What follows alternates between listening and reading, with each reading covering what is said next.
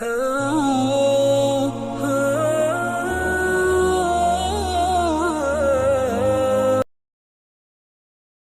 أن لا إله إلا الله ونشهد أن محمدا عبده ورسوله صلى الله عليه وعلى آله وأصحابه وبارك وسلم تسليما كثيرا.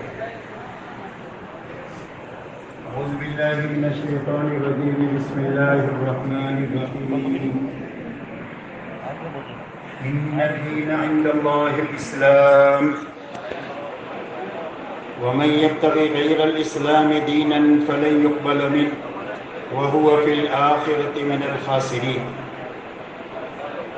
وقال الله سبحانه وتعالى: يا أيها الذين آمنوا ادخلوا في السلم كافة ولا تتبعوا خطوات الشيطان إنه لكم عدو مبين.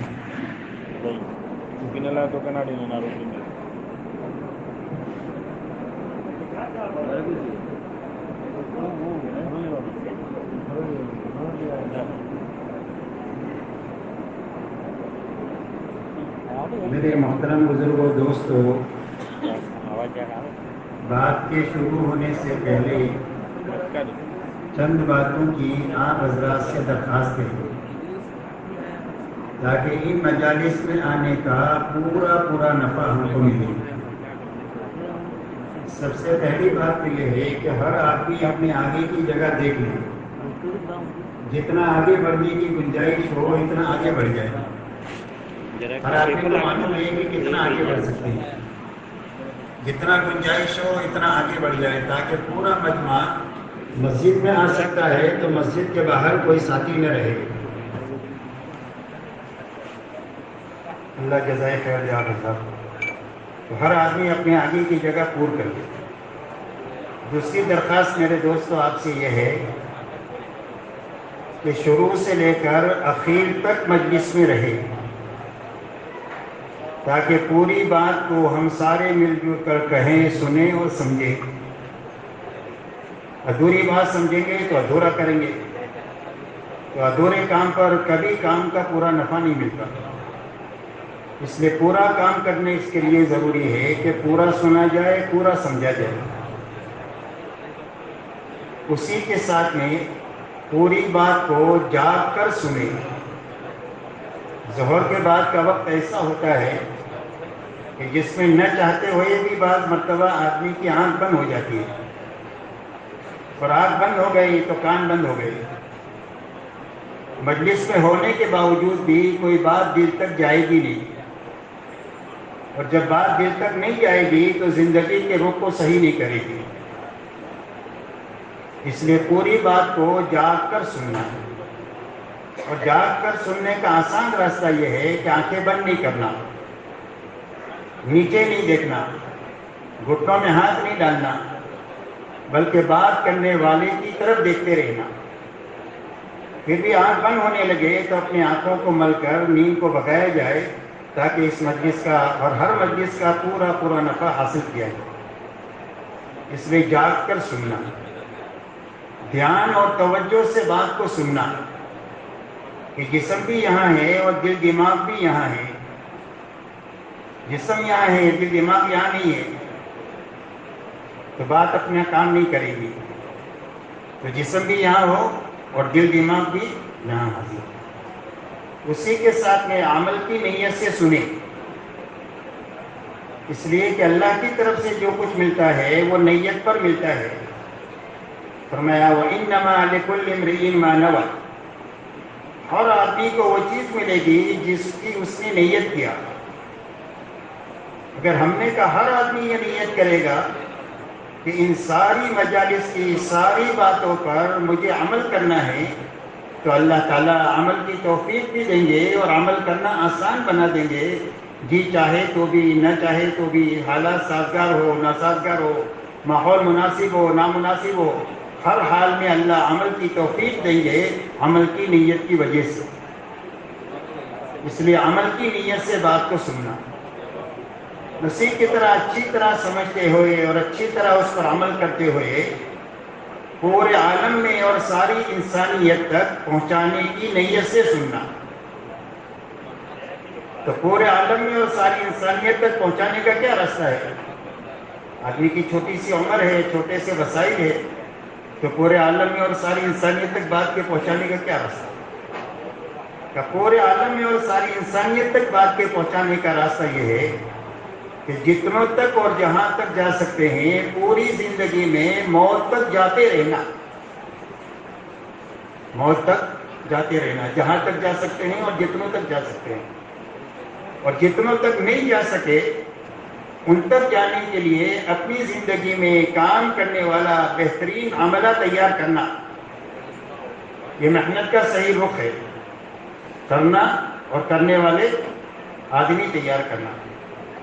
حضور پاک صلی اللہ علیہ وسلم نے 23 سالہ دور نبوت میں انتھک محنت کرتے ہوئے اور اپنے آپ کو تھکاتے ہوئے آپ نے 23 سال میں 1.25 لاکھ کا بہترین مجمع تیار فرمایا جو آپ کی زندگی کا آئینہ تھا. کہ آپ کی زندگی کو سمجھنا ہے تو صحابہ کی زندگی کو دیکھ کر سمجھا جا سکتا ہے. تو آپ نے ایسا بہترین عملہ تیار فرمایا جو بات کو آگے بڑھایا. پھر صحابہ نے تابعین کا عملہ بنایا، پھر تابعین کے ہاتھوں تبع تابعین کا سلسلہ چلا. پھر اس کے بعد اللہ نے اولیاء اللہ کا سلسلہ چلایا جو ایک ایک ولی کے ہاتھوں لاکھوں لاکھوں لوگ بنے. پھر اللہ نے محنت کا ایک آسان نظام چلایا جو حضور صلی اللہ علیہ وسلم کے زمانے کی محنت کے بہت زیادہ قریب ہے. آپ کے زمانے میں کام کی خوبی یہ تھی کہ 100% ایمان والے اپنے دین کے بارے میں فکر مند تھے. 100% ایمان والے، جوان بوڑھے مالدار غریب مرد عورتیں چھوٹے بڑے ہر ایک اپنے دین کے بارے میں فکر مند تھا کہ ہمارا دین مکمل ہونا چاہیے، ہمارا دین محفوظ رہنا چاہیے اور ہمارا دین دنیا کے ہر کچے پکے مقام تک پہنچنا چاہیے. ہر چھوٹے بڑے کی یہی فکر تھی. اللہ تعالیٰ نے اسی نہج کا کام ہمارے زمانے میں دیا. اب دیکھو اس مجمع میں جوان بھی ہے، بوڑھے بھی ہے، غریب بھی ہے، مالدار بھی ہے، پڑھے لکھے بھی ہے، ان پڑھ بھی ہے، اور سارے ایک ہی فکر لے کر آئے ہیں کہ ہمارا دین سلامت رہنا چاہیے اور ہمارے دین میں کمال پیدا ہونا چاہیے اور ہم پورے عالم میں دین پھیلنا چاہیے اور ہر کچے پکے مکان تک اللہ کا کلمہ پہنچنا چاہیے. اس فکر کے لیے یہ مجمع جمع ہوا ہے کہ بھائی اسی فکر کے لیے آئے کہ کوئی اور فکر ہے؟ کوئی فکر نہیں، صرف دین کے لیے جمع ہوئی ہے. رات کے زمانے کا کام اللہ نے اس زمانے میں چلایا اور ایسا طاقتور کام عطا فرمایا کہ ایک گاؤں کا معمولی آدمی صحیح فکر لے لے تو پورے گاؤں کا رخ بدل دے. ایک کالج میں پڑھنے والا بچہ اگر کام کا صحیح فکر لے لے تو پورے کالج کا رخ بدل دے. ایک پی ایچ ڈی کرنے والا دنیا میں جانے والا صحیح فکر کے ساتھ اس ملک میں چلا جائے تو اس ملک کے نقشے کو بدل دے. اللہ نے ایسا طاقتور کام عطا فرمایا جس کو ہر آدمی کر سکتا ہے. ان پڑھ بھی کر سکتا ہے، پڑھا لکھا بھی کر سکتا ہے، جوان بھی کر سکتا ہے، بوڑھا بھی کر سکتا ہے، ہر آدمی کر سکتا ہے. اور اتنا طاقتور کہ ایک ایک آدمی کے ہاتھوں اتنا بڑا بڑا کام ہو سکتا ہے. اس لیے میرے دوستو اس کام کو اچھی طرح سمجھ کر اچھی طرح کرتے ہوئے اچھی طرح کرنے والے آدمی تیار کرنا ہے. کہ بھائی بات سمجھ میں آ رہی؟ اس نیت سے بیٹھنا ہے کہ اچھی طرح سمجھنا ہے، اچھی طرح کرنا ہے اور اچھی طرح کرتے ہوئے اچھی طرح کرنے والے آدمی تیار کر کے مرنا ہے. بانج بن کر کے نہیں مرنا کہ زندگی پر تبلیغ کے آئے کہ آدمی نہیں بنا. یہ تبلیغی بانج بنا ہے. اس لیے آدمی بنانے کی نیت سے اور اپنے آپ کو بنانے کی نیت سے کام کو اچھی طرح سمجھ کر اچھی طرح کرتے ہوئے جہاں تک جا سکتے ہیں وہاں تک جانا اور جہاں تک نہیں جا سکتے ہیں وہاں تک جانے کے لیے اپنی زندگی میں کام کے آدمی بنیں. کہ بھائی یہ نیت کے ساتھ بیٹھیں گے انشاءاللہ سب اور آخر تک بیٹھیں گے. اللہ تعالی ہمارے سب کے لیے آسان فرمائے.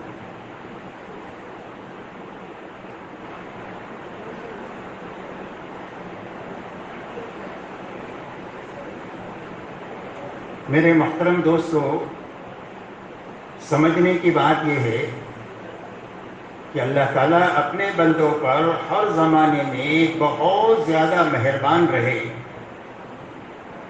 تو اس مہربانی کے ناطے انسانیت کی دنیا اور آخرت کے بنانے کے لیے اللہ نے اپنے پاس سے دین اتارا، تاکہ اس دین کے راستے سے ان کی دنیا بھی بن جائے اور ہمیشہ ہمیشہ ان کی آخرت بن جائے۔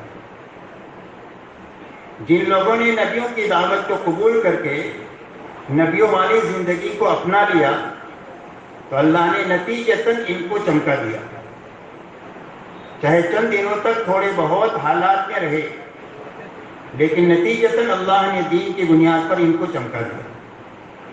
اور جنہوں نے نبیوں والی زندگی کو نہیں اپنایا تو دنیا کے بڑے بڑے نقشوں میں ہونے کے باوجود نتیجتاً اللہ نے ان کی زندگی کو اجاڑ دیا۔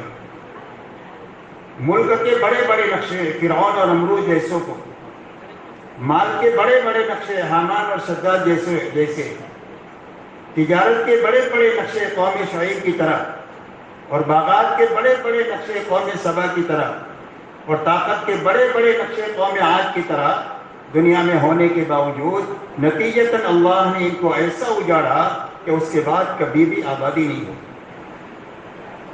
اس لیے اللہ کی ایسی سنت ہے کہ اس میں کبھی بھی تبدیلی نہیں ہوگی، کہ انسانوں کی کامیابی کے لیے ایک ہی راستہ ہے اور وہ دین کا ہے، اور ناکامی کا ایک ہی راستہ ہے اور وہ ہے بے دینی کا۔ یہ پکی چکی بات ہے اور اللہ کی یہی سنت ہے۔ اخیر میں اللہ جل شانہ نے ساری انسانیت پر رحم فرما کر اور سارے عالم پر رحم فرما کر قیامت تک کے آنے والے انسانوں کی دنیا اور آخرت کے بنانے کے لیے جناب محمد رسول اللہ صلی اللہ علیہ وسلم کو رحمت للعالمین بنا کر کے بھیجا۔ آپ کی بعثت پورے عالم کے لیے ہے اور آپ کی بعثت ساری انسانیت کے لیے ہے، اور اللہ تعالیٰ نے اتنا بڑا کام دے کر آپ کو ایک کامل اور مکمل دین عطا فرمایا، اور اللہ تعالیٰ نے اعلان فرما دیا ان الدین عند اللہ اسلام۔ اب زندگی گزارنے کا پسندیدہ طریقہ، قبولیت والا طریقہ، نجات اور کامیابی والا طریقہ صرف دین اسلام کا ہے۔ اب جو کوئی بھی کامیاب ہوگا وہ صرف اسلام کے راستے سے ہوگا، دوسرا کامیابی کا کوئی راستہ نہیں۔ اور دوسری جگہ یہ فرما دیا کہ جو اسلام کے علاوہ کسی اور راستے پر چل کر آئے گا تو ہمارے یہاں اس کی وہ راہ مقبول نہیں ہوگی، اور وہ زبردست نقصان اٹھانے والوں میں ہوں گے۔ ان کی دنیا بھی نتیجتاً اجڑے گی اور ان کی آخرت بھی نتیجتاً اجڑے گی، کبھی بھی ان کی آخرت بھی نہیں بنے گی اور ان کی دنیا بھی نہیں بنے گی۔ اس لیے فرمایا کامیابی کا راستہ صرف دین اسلام کا ہے۔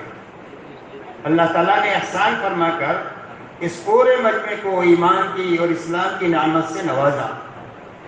یہ اللہ کا خصوصی انعام ہے جو اس مجمع کے اوپر ہوا۔ اب اللہ تعالیٰ نے جو دین اسلام عطا فرمایا اور اپنی سنت یہ جاری فرمائی کہ جو دینداری کے ساتھ زندگی گزارے گا، بلکہ پوری دینداری کے ساتھ زندگی گزارے گا، اور جو پوری دینداری پر مرے گا تو اللہ نتیجتاً اس کی دنیا بھی اچھے سے اچھی بنا دیں گے، اس کی دنیا کی زندگی کو پاکیزہ زندگی بنا دیں گے، چاہے دنیا کے اعتبار سے بہت بڑے نقشے میں ہو اور چاہے دنیا کے اعتبار سے معمولی جھوپڑے میں ہو۔ جون سے نقشے میں بھی یہ ہوگا، اس نقشے میں اللہ رکھ کر اس کو سب سے پہلے دلوں میں سکون اور چین عطا فرمائیں گے، دلوں میں اطمینان عطا فرمائیں گے، آپس میں محبتیں عطا فرمائیں گے۔ دنیا حالات کا گھر ہے، کبھی پریشانی آ جائے گی تو پریشانی کے دور ہونے کے لیے اللہ دعاؤں میں قبولیت عطا فرمائیں گے، اور جو مقدر کی تھوڑی زیادہ روزی اللہ نے لکھی ہے وہ اللہ حلال اور برکت والی بنا کر کے دیں گے، جس سے وہ تو سنبھل جائے گا اس حلال اور روزی کی برکت سے اس کا گھرانہ، بلکہ سینکڑوں گھرانے اس برکت والی روزی کے ذریعے سے آباد ہو جائے. اللہ تعالیٰ ایسی زندگی دنیا میں عطا فرمائیں گے دینداری کی بنیاد پر, اور آخرت اللہ عطا فرمائیں گے جنت کی شکل میں اور اللہ کی رضا کی شکل میں. فرمایا اللہ تعالیٰ آخرت میں جنت عطا فرمائیں گے. تو جنت کیا ہے؟ فرمایا جنت خواہشات کے پوری کرنے کی جگہ ہے. دنیا ضرورت کے پوری کرنے کی جگہ ہے, یا کسی کی خواہش نہیں پوری ہو سکتی. اس لیے اللہ نے خواہشات کی پوری کرنے کی جگہ اللہ نے جنت بنائی ہے. اسی لیے فرمایا وَلَكُمْ فِيهَا مَا تَشْتَهِي أَنفُسُكُمْ وَلَكُمْ فِيهَا مَا تَدَّعُونَ. فرمایا تمہارے جنت میں وہ ہے جو تمہارا جی چاہے. تم ہمیشہ جوان رہنا چاہتے ہو, ہمیشہ خوبصورت رہنا چاہتے ہو, تم ہمیشہ زندہ رہنا چاہتے ہو, ہمیشہ تم طاقتور رہنا چاہتے ہو, اور بے انتہا وسائل کی تمہیں لالچ ہے کہ انتہائی وسائل کے اور ملکوں کا میں مالک ہونا چاہیے. تو فرمایا تمہاری یہ ساری خواہش اللہ جنت میں پوری فرمائے گی. جہاں کہ گھوڑا نہیں ہوگا, بدصورت نہیں ہوگا, موت نہیں آئے گی, کمزوری نہیں آئے گی, اور ہر ایک انسان کی جنت اتنی بڑی ہوگی کہ کم سے کم درجے کا جنتی اس کی جنت دنیا سے 10 گنا بڑی جنت ہوگی. اور اسی کے ساتھ اللہ تعالیٰ فرما دیں گے کہ میرے بندوں میں تم سے راضی ہو گیا ہوں, اب کبھی بھی تم سے ناراض نہیں ہوگا. تو اللہ کی رضا کے ملنے پر جنتیوں کو اتنی خوشی ملے گی کہ جتنی جنت کے ملنے پر بھی خوشی نہیں ہوئی ہوگی. فرمایا آخرت ہمیشہ ہمیشہ کے بنانے کے لیے اللہ نے دین عطا فرمایا, اور جو دین اللہ نے عطا فرمایا ہے دین اسلام, وہ مکمل دین ہے جو ہماری 24 گھنٹے کی زندگی کو اور پیدائش سے لے کر موت تک کے ہر گوشے کی رہبری اس میں اللہ نے رکھ دی ہے. کہ بچہ پیدا ہوگا تو کیا تعلیمات ہے, جوان ہو گیا تو اب اس کے بعد کیا احکامات آئے ہیں, فارغ تھا مشغول ہو گیا ہے تو مشغولی کے کیا احکامات ہیں, تندرست ہے تو تندرستی کے کیا احکامات ہیں, بیمار ہے تو بیماری کے کیا احکامات ہیں.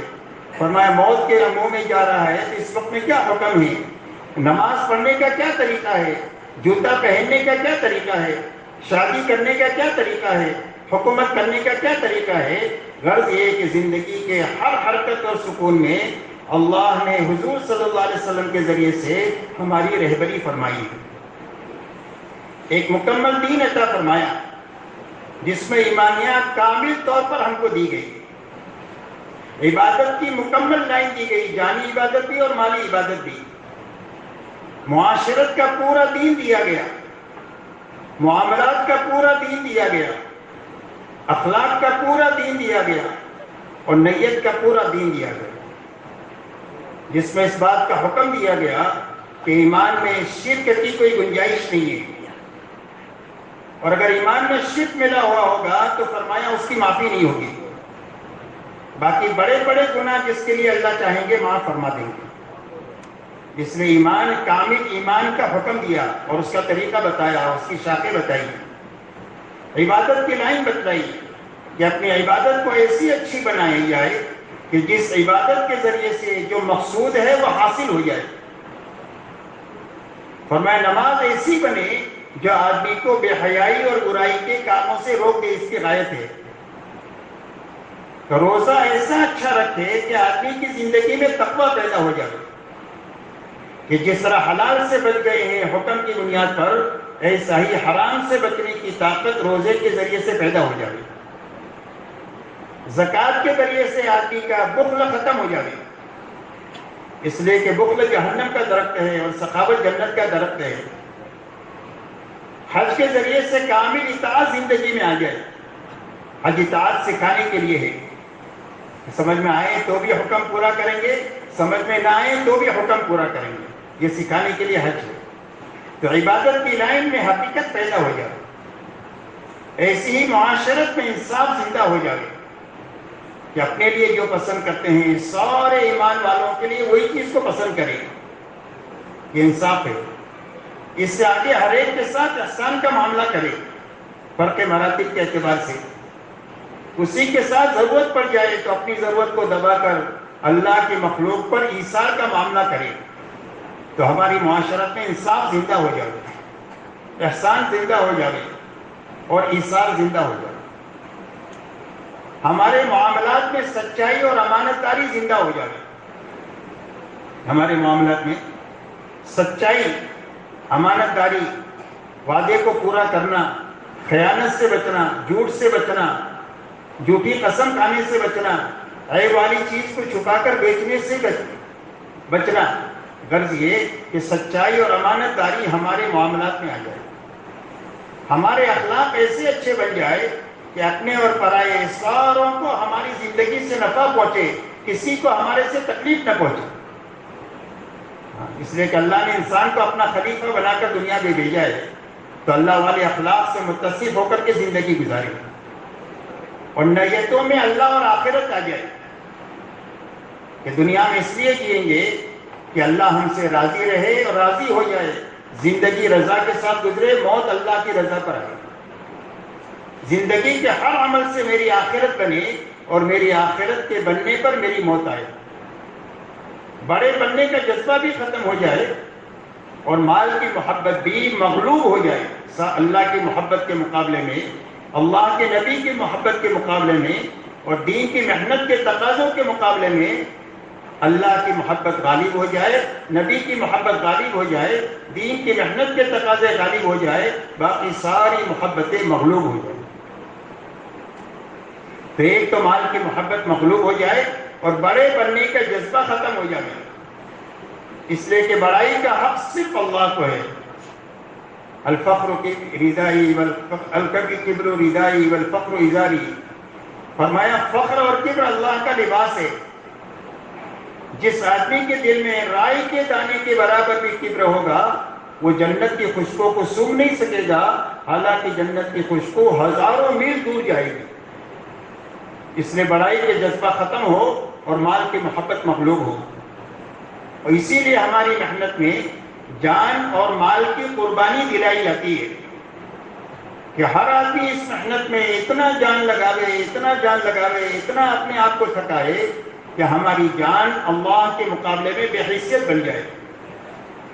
کہ اللہ کے لیے ایک نہیں 1000 جان لگا سکتے ہیں اور اللہ کے مقابلے میں ہمارا مال بے قیمت بن جائے کہ 1 کا تقاضا ہوگا 1 لگائیں گے، 1000 کا تقاضا ہوگا تو 1000 لگائیں گے، کروڑ کا تقاضا ہوگا تو کروڑ لگائیں گے، اور جھاڑو مار کر لگانے کا تقاضا ہوگا تو اس یقین پر کہ جھاڑو مار کر سب لگا دیں گے تو اللہ اجاڑیں گے نہیں، آباد کر دیں گے. اس یقین کے ساتھ جھاڑو مار کے لگانے کا جذبہ پیدا ہوگا تو اللہ ہماری نگاہوں میں بڑے بن جائے، اللہ کے نبی کی عظمت اور بڑائی دل میں آ جائے اور آخرت اتنی آ جائے کہ ان کے مقابلے میں جان اور مال بے حیثیت بن جائے. کہ مال کا بڑے سے بڑا نقشہ ہم کو خرید نہ سکے، ہم کو للچا نہ سکے. اقتدار کا بڑے سے بڑا نقشہ ہم کو خرید نہ سکے اور ہم کو للچا نہ سکے. اپنے اندر اس محنت کے ذریعے سے اللہ وہ طاقت پیدا فرما دے.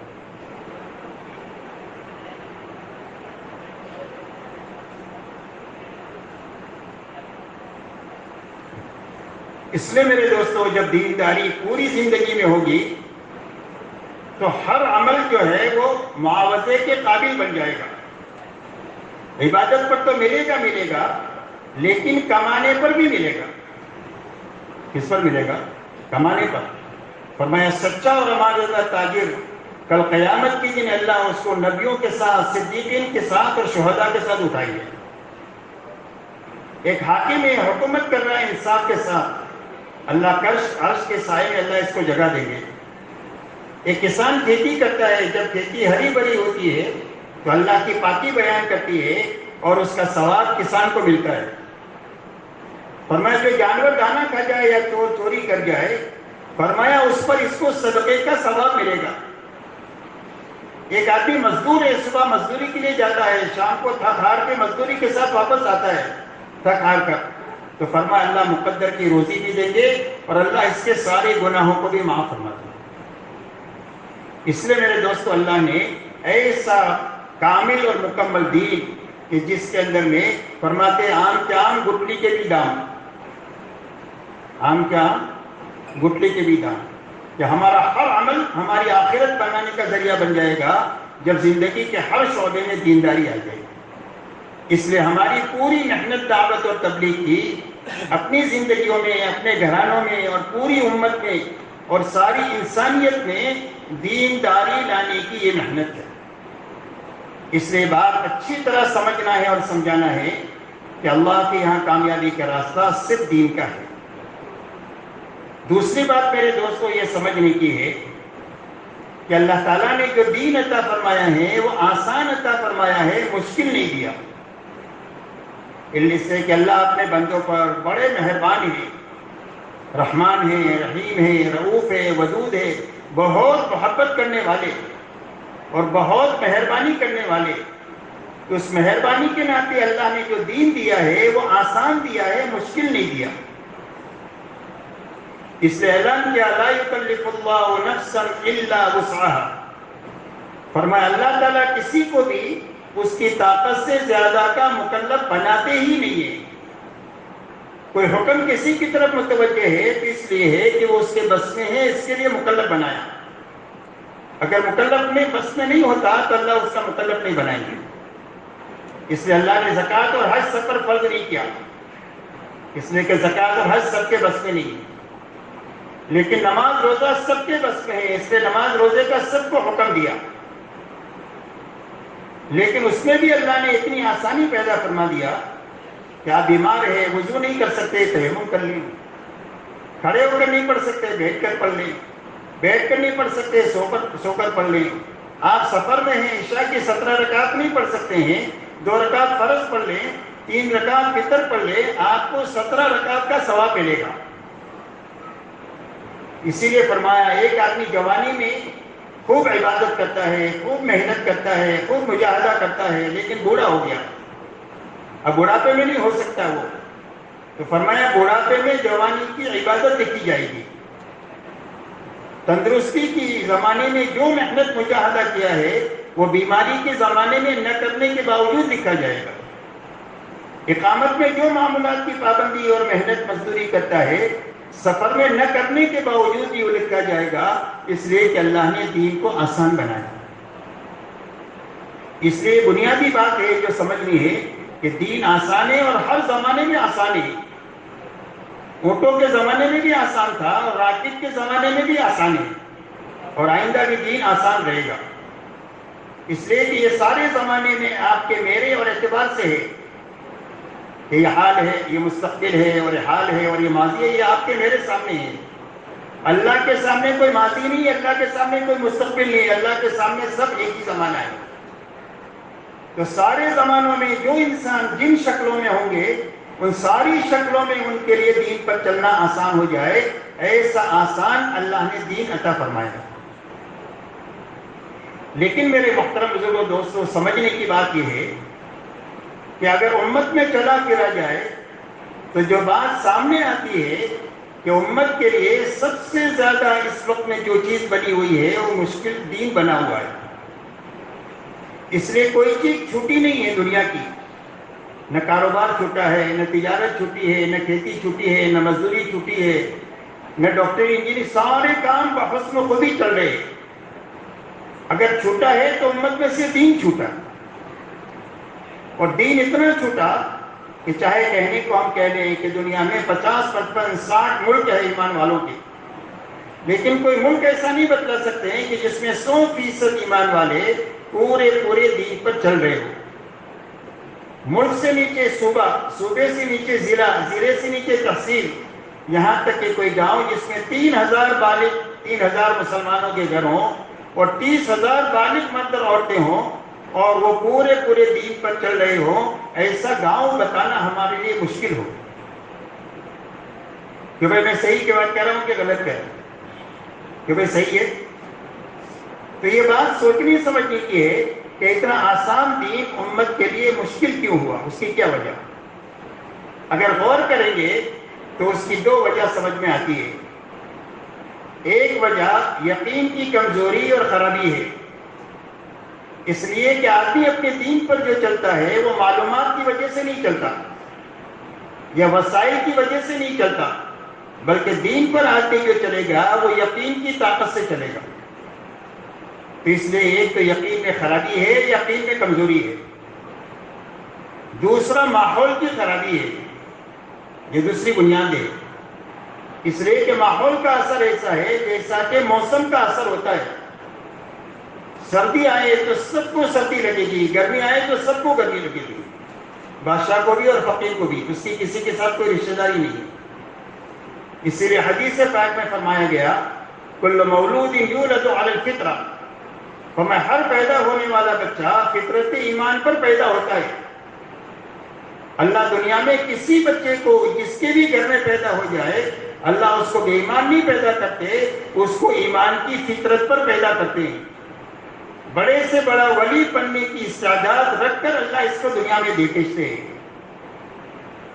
لیکن اس نے جس ماحول میں آنکھ کھولی، اس نے ایمان کے خلاف دیکھا، ایمان کے خلاف بولا، اور ایمان کے خلاف سنا، اور ایمان کے خلاف سوچا، اس ماحول میں ساری چیزیں ایمان کے خلاف ہوئی۔ اور یہ 4 دروازے ہیں آدمی میں صحیح غلط چیز کے جانے کے۔ تو جب چاروں دروازوں کو غلط استعمال کیا تو اس کی اندر کی فطرت آہستہ آہستہ مسخ ہو گئی، اور آدمی مجوسی بن گیا، بے دین بن گیا، مشرک بن گیا، حالانکہ اللہ نے اس کو ایسا پیدا نہیں کیا۔ تو ماحول کا اتنا اثر ہے کہ آدمی کی فطرت مسخ ہو جاتی ہے۔ تو دوسری وجہ جو ہے یہ ماحول کی خرابی ہے۔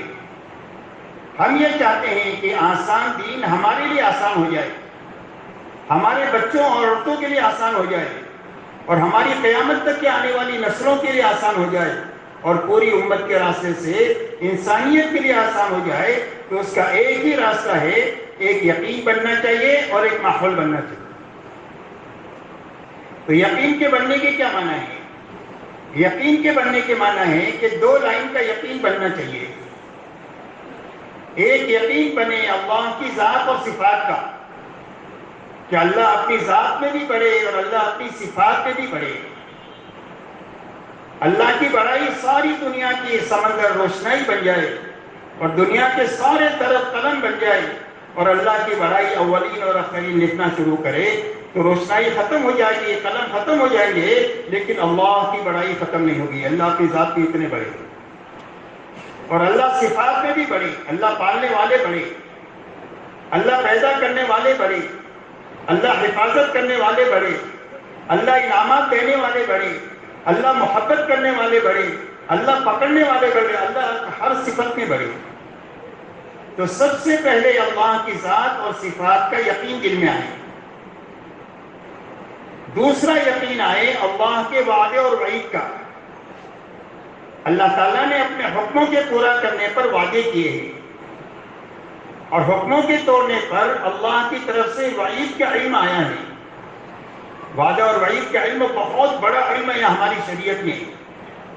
آج امت کا المیہ یہ ہے کہ حلال معلوم ہے، حرام معلوم ہے، لیکن حلال پر ملنے والے وعدے کا یقین نہیں ہے، کمزور ہو گیا، اور حرام پر آنے والی وعید اس کا یقین کمزور ہو گیا۔ مثال سے اچھی طرح سمجھ سکتے ہیں کہ سچ میں نجات ہے اور جھوٹ میں ہلاکت ہے۔ تو سچ پر نجات کا وعدہ ہے اور جھوٹ پر ہلاکت کی وعید ہے۔ ہر آدمی جانتا ہے کہ سچ بولنا چاہیے، جھوٹ نہیں بولنا چاہیے، لیکن سچ میں نجات کا یقین نہیں ہے اس لیے جھوٹ بولتا ہے، اور جھوٹ میں ہلاکت کا یقین نہیں ہے اس لیے جھوٹ بولتا ہے۔ کہ بھائی بات سمجھ میں آ رہی ہے؟ فرمایا صدقہ دیں گے اور زکوٰۃ دیں گے تو مال محفوظ ہو جائے گا اور بڑھے گا، اور سود میں ہاتھ ڈالیں گے تو مال مٹ جائے گا۔ یہ وعدہ ہے، یہ وعید ہے۔ صدقے سے کیا ہوگا؟ مال بڑھے گا، اور سود سے مال ختم ہوگا۔ یہ وعدہ ہے، یہ وعید ہے۔ تو وعدے اور وعید کا یقین کمزور ہو گئے۔ اس لیے ایک تو یقین آئے اللہ کی ذات اور صفات کا، دوسرا یقین آئے اللہ کے وعدے اور وعید کا۔ جب یہ 2 لائن کا یقین آئے گا تو اس یقین کے راستے سے فرائض پر کھڑا ہونا آسان ہو جائے گا، اور حرام سے بچنا بھی آسان ہو جائے گا۔ ایسے ہی یقین کے بننے کے ساتھ میں ہماری اپنے گھر سے لے کر عالم کا ماحول بنے، ہمارے گھر سے لے کر عالم کا ماحول بنے، اس لیے کہ پورا عالم آج ایک محلے جیسا ہو گیا ہے۔ محلے کے کونے سے آپ آواز دیں گے تو دوسرے کونے تک پہنچ جاتی ہے۔ اب دنیا کے کسی کونے میں کوئی بات اچھی ہو تو چند سیکنڈ میں پوری دنیا میں پہنچ جاتی ہے، اور اگر کوئی برائی ہو تو چند سیکنڈ میں پوری دنیا میں پہنچ جاتی ہے. دنیا اتنی چھوٹی ہو گئی ہے. اس لیے بیک وقت میں اپنے گھر سے لے کر پورے عالم کا ماحول بننا چاہیے. تو ماحول کے بننے کی کیا معنی ہے؟ ماحول کے بننے کے معنی یہ ہے کہ ہمارے ماحول میں دو چیزیں زندہ ہو جائیں. ایک اللہ کی عبادت اور بندگی زندہ ہو جائے، کہ ہر آدمی اللہ کا بندہ بن کر اللہ کی بندگی کے ساتھ زندگی گزارے. ایک بات ماحول کے بننے میں یہ ہے. دوسری بات ماحول کے بننے میں یہ ہے کہ آپس میں بھائی چارہ قائم ہو جائے. آپس میں کیا قائم ہو جائے؟ بھائی چارہ قائم ہو جائے، محبت قائم ہو جائے، حقوق کی ادائیگی زندہ ہو جائے، ایک دوسرے کے ساتھ خیر خواہی کا جذبہ پیدا ہو جائے. فرمایا یہ دو چیزیں پیدا ہو جائے گی تو دین آسان بن جائے گا، بلکہ دین پر چلنا لذیذ بن جائے گا. آسان تو نہیں ہوگا بلکہ آسان سے زیادہ لذیذ ہو جائے گا. اس لیے کہ دین پر چلنے میں جو لذت ہے وہ دنیا کے اچھے اچھے کھانوں میں، اچھے اچھے مکانات میں، اچھی اچھی گاڑیوں میں سفر کرنے میں وہ لذت اللہ نے نہیں رکھی ہے. اس لیے اللہ والے فرماتے ہیں اہل اللیل فی لیلتہم الذ من اہل اللہ فی لہوہ. فرمایا اللہ والوں کو رات کے جاگنے میں اور اللہ کے سامنے آوازاری کرنے میں وہ لذت محسوس ہوتی ہے جو کھیل کود والوں کو اپنے کھیل کود میں وہ لذت نہیں محسوس ہوتی. اس لیے دین کے آسان کرنے کا ایک ہی راستہ ہے کہ دو لائن کا یقین بننا چاہیے اور ماحول میں عبادت اور بھائی چارہ زندہ ہو جائے. اگر یہ دو چیزیں زندہ ہو جائے تو ہر ایک کے لیے دین پر چلنا آسان ہو جائے. یقین بنا لیکن ماحول نہیں بنا تو بھی دین پر چلنے کے لیے دشواریاں پیدا ہوگی. جیسے ہجرت سے پہلے مکہ مکرمہ میں جن لوگوں نے بھی ایمان قبول کیا ان کے ایمان اور یقین اور دین پہاڑوں سے زیادہ مضبوط تھا. لیکن آپ دیکھو دین پر چلنے میں کتنی دشواریاں آئی. دو مرتبہ حبشے کی ہجرت وجود میں آئی. شعب ابی طالب میں 3 سال تک کا بائیکاٹ ہوا اور ان کے اوپر وہ مار پیٹ اور یہ حالات آئے کہ ان کے لیے ان کے ایسے ایمان والے ہی اس کو برداشت کر سکتے ہیں. اس لیے کہ ایمان تو پہاڑی ایسا ہے لیکن ماحول نہیں بنا تو دین پر چلنے میں دشواری آ رہی. اسی لیے حدیث پاک میں فرمایا کہ ایک زمانہ ایسا آئے گا کہ دین پر چلنا ایسا مشکل ہو جائے گا جیسا چنگاری کو ہاتھ پہ پکڑنا. لکھا ہوگا تو فرمایا جہاں ماحول بے دینی کا ہوگا وہاں ایسا مشکل ہوگا. مدینہ منورہ میں ماحول بن گیا کہ 100% ایمان والوں کے دلوں میں اللہ رسول کی محبت سب سے زیادہ ہے. 100% ایمان والوں میں کامل نماز زندہ ہو گئی. کوئی تصور نہیں کر سکتا ہے کہ مسلمان اور بے نمازی ہو. 100% ایمان والے اپنے دین سے باخبر تھے اور 100% ایمان والے اپنے دین پر عمل کرنے والے تھے. 100% ایمان والے اپنے بھائیوں سے محبت کرنے والے تھے کہ خود بھوکا رہ کر دوسروں کو کھلانے اور پلانے والے تھے. اور 100% کا ایک ہی جذبہ تھا کہ اللہ بنے اور آخرت بنے. اور 100% اپنے آپ کو دین کا ذمہ دار سمجھتے تھے کہ جس طرح میں باپ ہونے کے ناطے بچوں کا ذمہ دار ہوں، شوہر ہونے کے ناطے بیوی کا ذمہ دار ہوں، ایسا ہی مسلمان ہونے کے ناطے اسلام کی ذمہ داری بھی مجھ پر ہے. ان ذمہ داریوں کو پورا کرنے کے لیے جتنی میری جان مال صلاحیت وقت لگتا ہے اتنی ہی جان مال صلاحیت وقت دین کی ذمہ داری کے پورا کرنے کے لیے بھی لگے گا. 100% اپنے آپ کو دین کا ذمہ دار سمجھتے ہیں. ایسا پاکیزہ ماحول بنا. لیکن اس پاکیزہ ماحول میں ایک ٹولہ تھا منافقین کا کہ جو ظاہر میں مسلمان تھے اندر میں غیر مسلم تھے. وہ زبان پر ایمان تھا اندر میں کفر تھا، اندر میں یقین نہیں بنا. اس لیے کہ یقین کی جگہ انسان کا دل ہے، زبان اس کے ظاہر کرنے کی جگہ ہے. تو ان کے دل میں یقین نہ ہونے کی بنا پر منافقین کا ٹولہ کفر کے ساتھ جیا اور کفر کے ساتھ مرا. الا ماشاءاللہ کہ جن کو اللہ نے توبہ کی توفیق دیا وہ کفر نفاق سے نکل سکا، ورنہ کفر پر جیے اور نفاق پر مرے. اس لیے میرے دوستو ہم یہ چاہتے ہیں کہ دین آسان ہو. اس کی یہ 2 بنیادیں ہیں. ایک 2 لائن کا یقین بننا چاہیے اور ماحول میں یہ 2 چیزیں زندہ ہونی چاہیے. اب یہ دونوں چیزیں ایک ساتھ ہو، ہر فرد امت کا اندر کا یقین بنے اور گھر سے لے کر عمل کا ماحول بنے. اس کے لیے اللہ نے حضور پاک علیہ الصلوۃ والسلام کو ایک تو کامل شریعت دے کر کے بھیجا اور ہر فرد امت میں اس شریعت پر چلنے کی طاقت پیدا ہو جائے اور بیک وقت شریعت ماحول میں زندہ ہو جائے، اس کے لیے آپ کو اعمال نبوت لے کر کے بھیجا کہ جن اعمال نبوت میں مشغولی کی وجہ سے بیک وقت میں آدمی بنے گا اور بیک وقت میں ماحول بنے گا۔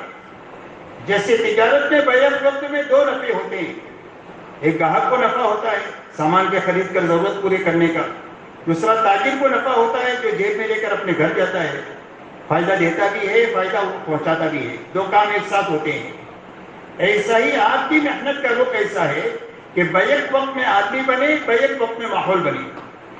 اس کے لیے سب سے پہلے آپ کی کام کی بنیاد دعوت اللہ ہے کہ بے طلب بندوں میں بے غرض بن کر جا کر ہر فرد امت کو اللہ سمجھانا کہ اللہ کون ہے، اللہ کیسے ہیں، اللہ کی کیا شانیں ہیں، اللہ کی قدرت کتنی بڑی، اللہ کے خزانے کتنے بڑے، اللہ کے احسانات کتنے ہیں۔ اس لیے کہ احسان کا غلام ہے، اللہ کے احسانات کو بھول چکا ہے، اس لیے اللہ کو بھولا ہے۔ اگر اللہ کے احسانات یاد ہو جائے تو کبھی آدمی اللہ کو بھول کر جی نہیں سکتا، اس لیے کہ بارش کے قطروں سے زیادہ اللہ کے احسانات ہر آدمی پر ہے۔ اس لیے یہ باتیں سمجھا کر سب سے پہلے لوگوں کے دلوں میں اللہ کی محبت پیدا کرنا ہے۔ جب اللہ کی محبت پیدا ہو جائے گی تو اللہ کی اطاعت زندہ ہو جائے گی۔ فإن المحب لمن يحب مطیع، جو جس سے محبت کرتا ہے اس سے اس کی اطاعت کرتا ہے۔ اس لیے سب سے پہلے انسانوں میں چل پھر کر کے محلے کی سطح سے، پڑوس کے محلے کی سطح سے، بستیوں کی سطح سے، ضلع اور صوبوں کی سطح سے، ملک اور عالم کی سطح سے چل پھر کر کے ہر فرد امت میں اللہ کی محبت کو اجاگر کرنا، اللہ کا تعارف کرا کر کے۔ دوسرا، ہر فرد امت کو یہ بنیاد سمجھانا کہ اتنے بڑے اللہ کو خوش کرنے کا راستہ ملک اور مال کا نہیں ہے، بلکہ اس کو راضی کرنے کا راستہ صرف اللہ کے حکموں پر عمل کرنا ہے اور اللہ کی نافرمانی سے بچنا ہے۔ اس لیے چل کے کر انسانوں میں حکموں پر چلنے کا نفع سمجھانا اور نافرمانی کا نقصان سمجھانا کہ جس کے نتیجے میں اطاعت محبوب ہو جائے اور معصیت جو ہے وہ مقبوض ہو جائے۔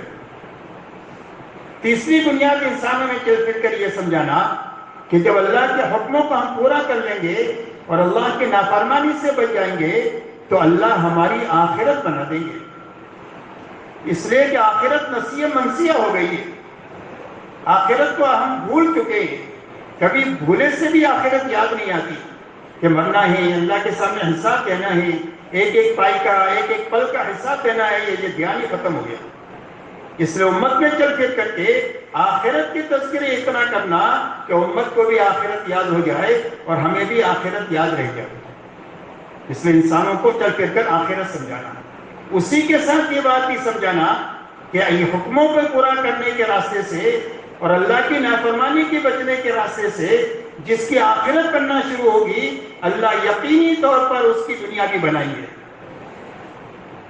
اس لیے کہ دنیا آخرت کا سایہ ہے، جس کی آخرت بننا شروع ہوگی اس کے بناؤ کے آثار دنیا میں ظاہر ہوں گے، اور جس کی آخرت اجڑنا شروع ہوگی اس کے اجاڑ کے آثار اس کی زندگی میں نظر آئیں گے۔ اس لیے یہ بات سب کو سمجھانا کہ آخرت کے بننے کے راستے سے اللہ دنیا بھی بنائے۔ تو یہ سب سے پہلے انسانوں میں چل پھر کر کے دعوت کے راستے سے اور ان بنیادوں کے تذکرے کے راستے سے اللہ کی محبت، دین پر چلنے میں کامیابی کا یقین، آخرت کا استحضار لوگوں کے دلوں میں پیدا کریں اور اپنے دل میں بھی پیدا کریں۔ دوسرا عمل جو ہے وہ علم ہے کہ آج دعوت کے راستے سے ایک آدمی میں طلب پیدا ہوئی ہے، تو اب اس کی طلب کو بجھانے کے لیے تعلیم کا حلقہ ہے کہ اس کو علم کے حلقوں میں لا کر کے دین کا نفع اتنا سنایا جائے، سمجھایا جائے کہ دین چھوڑنا اس کے لیے مشکل ہو جائے، بے دینی کا اتنا نقصان سمجھایا جائے فضائل کے راستے سے کہ بے دینی اپنانا اس کے لیے محال اور مشکل ہو جائے۔ اس کے لیے دوسرا علم آپ کو جو دیا گیا وہ علم دیا گیا، اور فضائل کا علم زیادہ ہے اوامر اور نواہی کے آیتوں کے مقابلے میں، اور سارے نبیوں کو اللہ نے بشیر اور نذیر بنا کر کے بھیجا ہے۔ سارے نبیوں کی دو صفتیں ہیں، بشارت ہے، انذار ہے، کہ بشارتیں سناتے ہیں کہ جب تم دین پر چلو گے تو اللہ تم کو یہ نفع دیں گے، اور جب تم بے دینی پر چلو گے تو یہ نقصان ہوگا۔ یہ انذار ہے، انجام کار سے آگاہ کرنا۔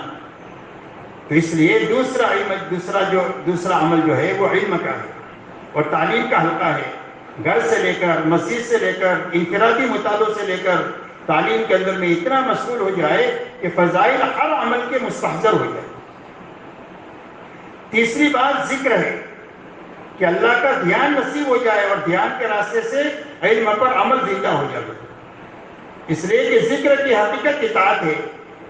کل مطیع ذاکر، فرمایا ہر اطاعت کرنے والا ذاکر ہے۔ ایک آدمی دکان پر بیٹھا ہوا، ہاتھ میں تسبیح نہیں ہے لیکن ناپ تول پورا دے رہا ہے، تو فرمایا یہ ذاکر ہے۔ ایک آدمی ان کے ہاتھ میں تسبیح ہے لیکن ناپ تول میں ڈنڈی مار رہا ہے، تو یہ غافل ہے۔ تو ذکر کی حقیقت کیا ہے؟ فرمایا اطاعت ہے۔ تو جو علم حاصل کیا جائے فضائل کے راستے سے یا علماء کے راستے سے، مسائل کے راستے سے، اس کو اپنے عمل میں لایا جائے۔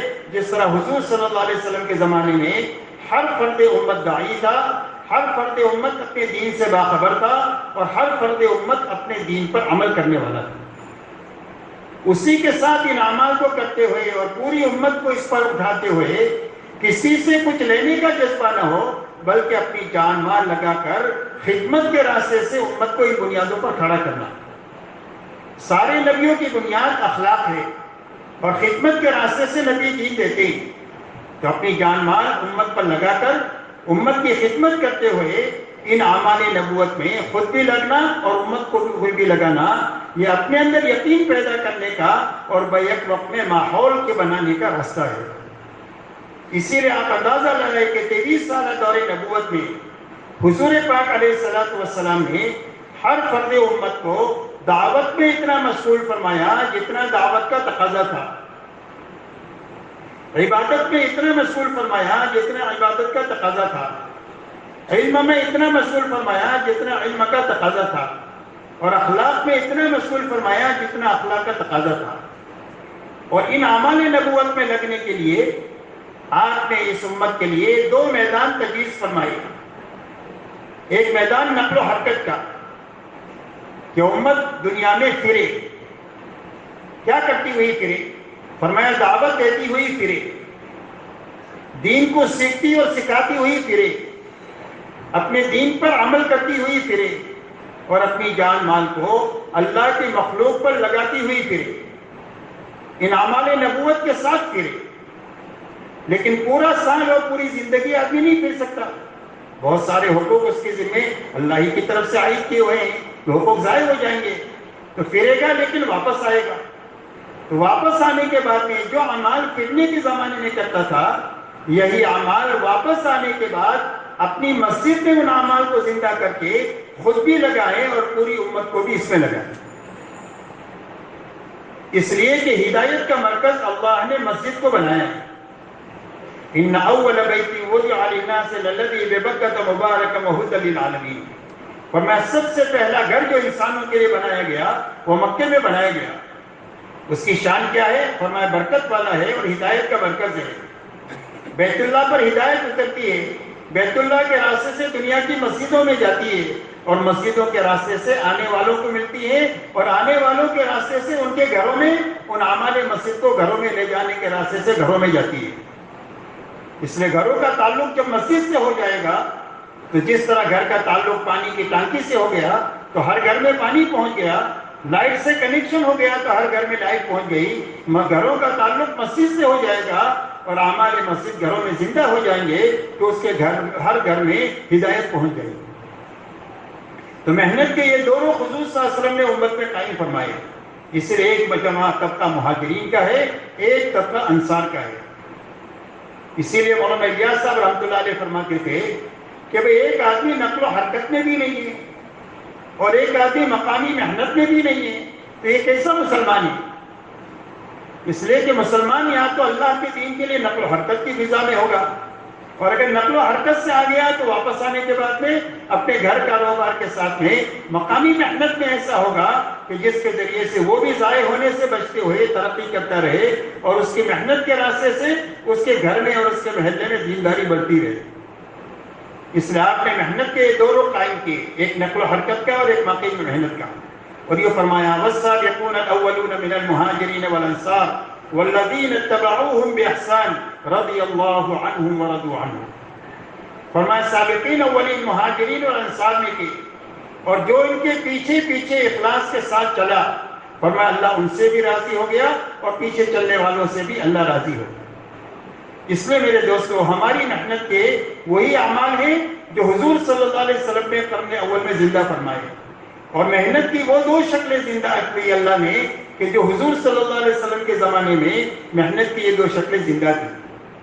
اور یہ اتنی طاقتور ہے کہ اگر صحیح شکل میں پوری محنت ہو جائے تو صدیوں میں جو نقصان ہوا ہے اس کی تلافی سالوں میں ہو جائے گی. آپ اندازہ لگائیں، حضرت عیسیٰ علیہ السلام اور حضور صلی اللہ علیہ وسلم کے بیچ میں 650 سال کا زمانہ ہے جس میں کوئی نبی نہیں آئی. اس لیے انسانوں نے جہالت آخری درجے کی، اس سے آگے کی جہالت کا تصور نہیں ہو سکتا، اور ان نے گمراہی آخری درجے کی، اس سے آگے کی گمراہی کا تصور نہیں ہو سکتا. ایسی گمراہی اور ایسی جہالت صرف 23 سال کے عرصے میں ختم ہوئی. 600 سال کی گمراہی اور 600 سال کی جہالت 23 سال میں اللہ نے ختم فرمائی. اللہ نے اعمال نبوت میں اور محنت کے رخ میں اللہ نے اتنی زبردست طاقت عطا فرمائی ہے. اور 23 سالہ محنت کے نتیجے میں دو چیزیں وجود میں آئی. ایک تو مجمع بن گیا، پورا مجمع، مردوں کا، عورتوں کا، جوانوں کا، بوڑھوں کا، مالداروں کا، غریبوں کا، کہ جس میں ایک سوسائٹی بنتی ہے جس کو دنیا کے سامنے پیش کیا جا سکے. ایک ایسا مجمع تیار ہو گیا کہ جن کی زندگی دنیا کے سارے انسانوں کے لیے نمونہ ہے. اس لیے ان کی دعوت ہے اسلموا تسلموا. ان کی دعوت چلے 4 مہینے کی نہیں تھی، ان کی تشکیل تھی اور ان کی دعوت تھی اسلام لاؤ تو سلامتی ملے گی. اسلام کے علاوہ دنیا میں سلامتی آ نہیں سکتی. اس لیے فرمایا اسلموا تسلموا، اسلام لاؤ سلامتی ملے گی. فرمایا کون سا اسلام؟ فرمایا ہمارے جیسے ہو جائے. ایک ایسا مجمع تیار ہو گیا کہ جس کو پوری دنیا میں پیش کیا جا سکتا ہے نمونے کے طور پر. دوسرا ایسا ماحول تیار ہو گیا کہ جس ماحول میں اگر کوئی بے ایمان آ جائے تو 3 دن سے زیادہ بے ایمانی پر باقی نہیں رہ سکتا. اور اگر ایمان والوں کی کوئی جماعت دین سیکھنے کے لیے 2 ہفتے میں مدینہ میں آ جائے تو 2 ہفتے میں پورا دین سمجھ کر سیکھ کر کے واپس چلے گئے. ایسا ماحول بن گیا پورے حجاز کا، اور خصوصیت کے ساتھ مدینہ ماحول کا، مدینہ منورہ. تو جب آپ کے شہر میں جب جماعت آتی تھی تو آپ صحابہ سے کہتے ان کو کون دین سکھائے گا؟ ایک مسجد والے ان کو لے کر جاتے، 1 ہفتہ ان کو دین سکھاتے، پھر لے کر آتے. آپ نے امتحان کے بعد فرمایا کادو والیسیر فقہا، فرمایا دین کی سمجھ حاصل کرنے کے قریب ہو گئے. فرمایا آگے کا دین کون سکھائے گا؟ دوسرے محلے والے لے کر کے گئے. دوسرے محلے میں 1 ہفتے کے بعد لے کر آئے. آپ کے امتحان کے بعد فرمایا قد فقیہو، ان کو دین کی سمجھ حاصل ہو گئی، جاؤ اپنے علاقے میں جا کر جو یہاں دیکھا ہے، جو یہاں کیا ہے، اور جو یہاں پر تم نے سنا ہے اور سمجھا ہے، اس کو اپنے علاقے میں زندہ کر دو. یہی دین ہے جو تمہارے لیے اور پوری امت کے لیے نمونہ ہے. تو اتنا بڑا کام صرف 23 سال کے زمانے میں ہو گیا. میرے دوستو، اللہ تعالیٰ نے امت پر رحم فرما کر اور انسانیت پر رحم فرما کر ہمارے زمانے میں دعوت کے کام کی وہ مضبوط شکل جو آپ کے زمانے میں تھی، اور دعوت کے محنت کے وہ اعمال جو آپ کے زمانے میں تھے، اللہ نے دوبارہ مولانا الیاس صاحب رحمۃ اللہ علیہ کے رونے اور دھونے پر اور ان کی بے قراری پر اور راتوں رات جاگنے پر اور اپنا سارا سب کچھ قربان کرنے پر اللہ تعالیٰ نے وہ عظیم کام عطا فرمایا، جس کے بارے میں مولانا یہ فرماتے تھے کہ مجھے اللہ نے قرن اول کا ہیرا دے دیا. یہ فرماتے تھے کہ حضور صلی اللہ علیہ وسلم کے زمانے کا اللہ نے مجھے ہیرا عطا فرما دیا. اور یہ فرماتے تھے کہ اللہ نے، میں اس کام کو کار نبوت یقین کرتا ہوں، میں اس کو حضور صلی اللہ علیہ وسلم والا کام سمجھ کر کر رہا ہوں کہ یہ آپ کا کام ہے. اسی لیے جب آپ سے پوچھا گیا کہ آپ اس محنت سے کیا چاہتے ہیں، تو فرمایا میں اس محنت سے یہ چاہتا ہوں کہ امت اس محنت کو کرتے کرتے دین کی اس سطح تک پہنچ جائے جہاں حضور صلی اللہ علیہ وسلم امت کو چھوڑ کر کے گئے تھے۔ ہماری منزل چلہ 4 مہینہ نہیں بنائی ہے، ہماری منزل صحابہ کو بنایا ہے کہ اس محنت کے ذریعے سے کہاں تک جانا ہے۔ فرمایا اس محنت کو کرتے کرتے امت کا ایک موقف ہی مرتب تھا، ہم نہیں جانتے کہ وہ تعداد کتنی ہوگی، ہم نہیں جانتے کہ وہ کب ہوگا، لیکن یہ یقینی بات ہے کہ جب وہ ایک موقف ہی جماعت جو اللہ کے علم میں طے ہے، جب وہاں تک پہنچے گی جو بنیاد صحابہ میں تھی، تو اللہ اس جماعت کو ذریعہ بنائیں گے حق کو دنیا میں چلانے کے لیے اور باطل کے گھٹنے حق کے سامنے ٹکوا دینے کے لیے، چاہے وہ جماعت کتنی ہی تھوڑی کیوں نہ ہو اور چاہے وہ جماعت کتنی ہی کمزور کیوں نہ ہو، لیکن اللہ اپنی قوت ان کے ساتھ کر کے ان کو قوی بنا دیں گے، اور اللہ اپنے لشکروں کو ان کے ساتھ کر کے زیادہ کر کے اللہ ان کے ہاتھوں حق کو دنیا میں چلا دیں گے، اور غلط زندگیوں کو اللہ زیر کر دیں گے۔ اللہ کی یہی سنت ہے اور قیامت تک کے لیے یہی سنت ہے۔ اس میں میرے محترم دوستو ہماری منزل صحابہ کی کیا، تو ہم صحابہ بن جائیں گے، یعنی صحابہ نہیں بنیں گے، لیکن یہ یقینی بات ہے کہ اگر محنت کا صحیح رخ قائم ہو جائے اور محنت پوری ہو جائے، جو کچھ یہ محنت کی مقدار مطلوب ہے، تو وہ بنیادیں دوبارہ امت میں زندہ ہو سکتی ہے کہ جو بنیادیں صحابہ میں زندہ ہوئی۔ تو صحابہ میں کیا بنیادیں تھی؟ فرمایا صحابہ میں 2 بنیادیں تھیں۔ ایک تو 100% صحابہ نے اپنی جان کو اور اپنے مال کو اللہ کے دین کے مقابلے میں اور اللہ کے دین کی سربلندی کے مقابلے میں بے قیمت بنایا تھا۔ یہ صحابہ کی زندگی میں تھا کہ ہماری جان اللہ کے دین کے مقابلے میں اور اللہ کے دین کے محنت کے مقابلے میں بے قیمت ہے۔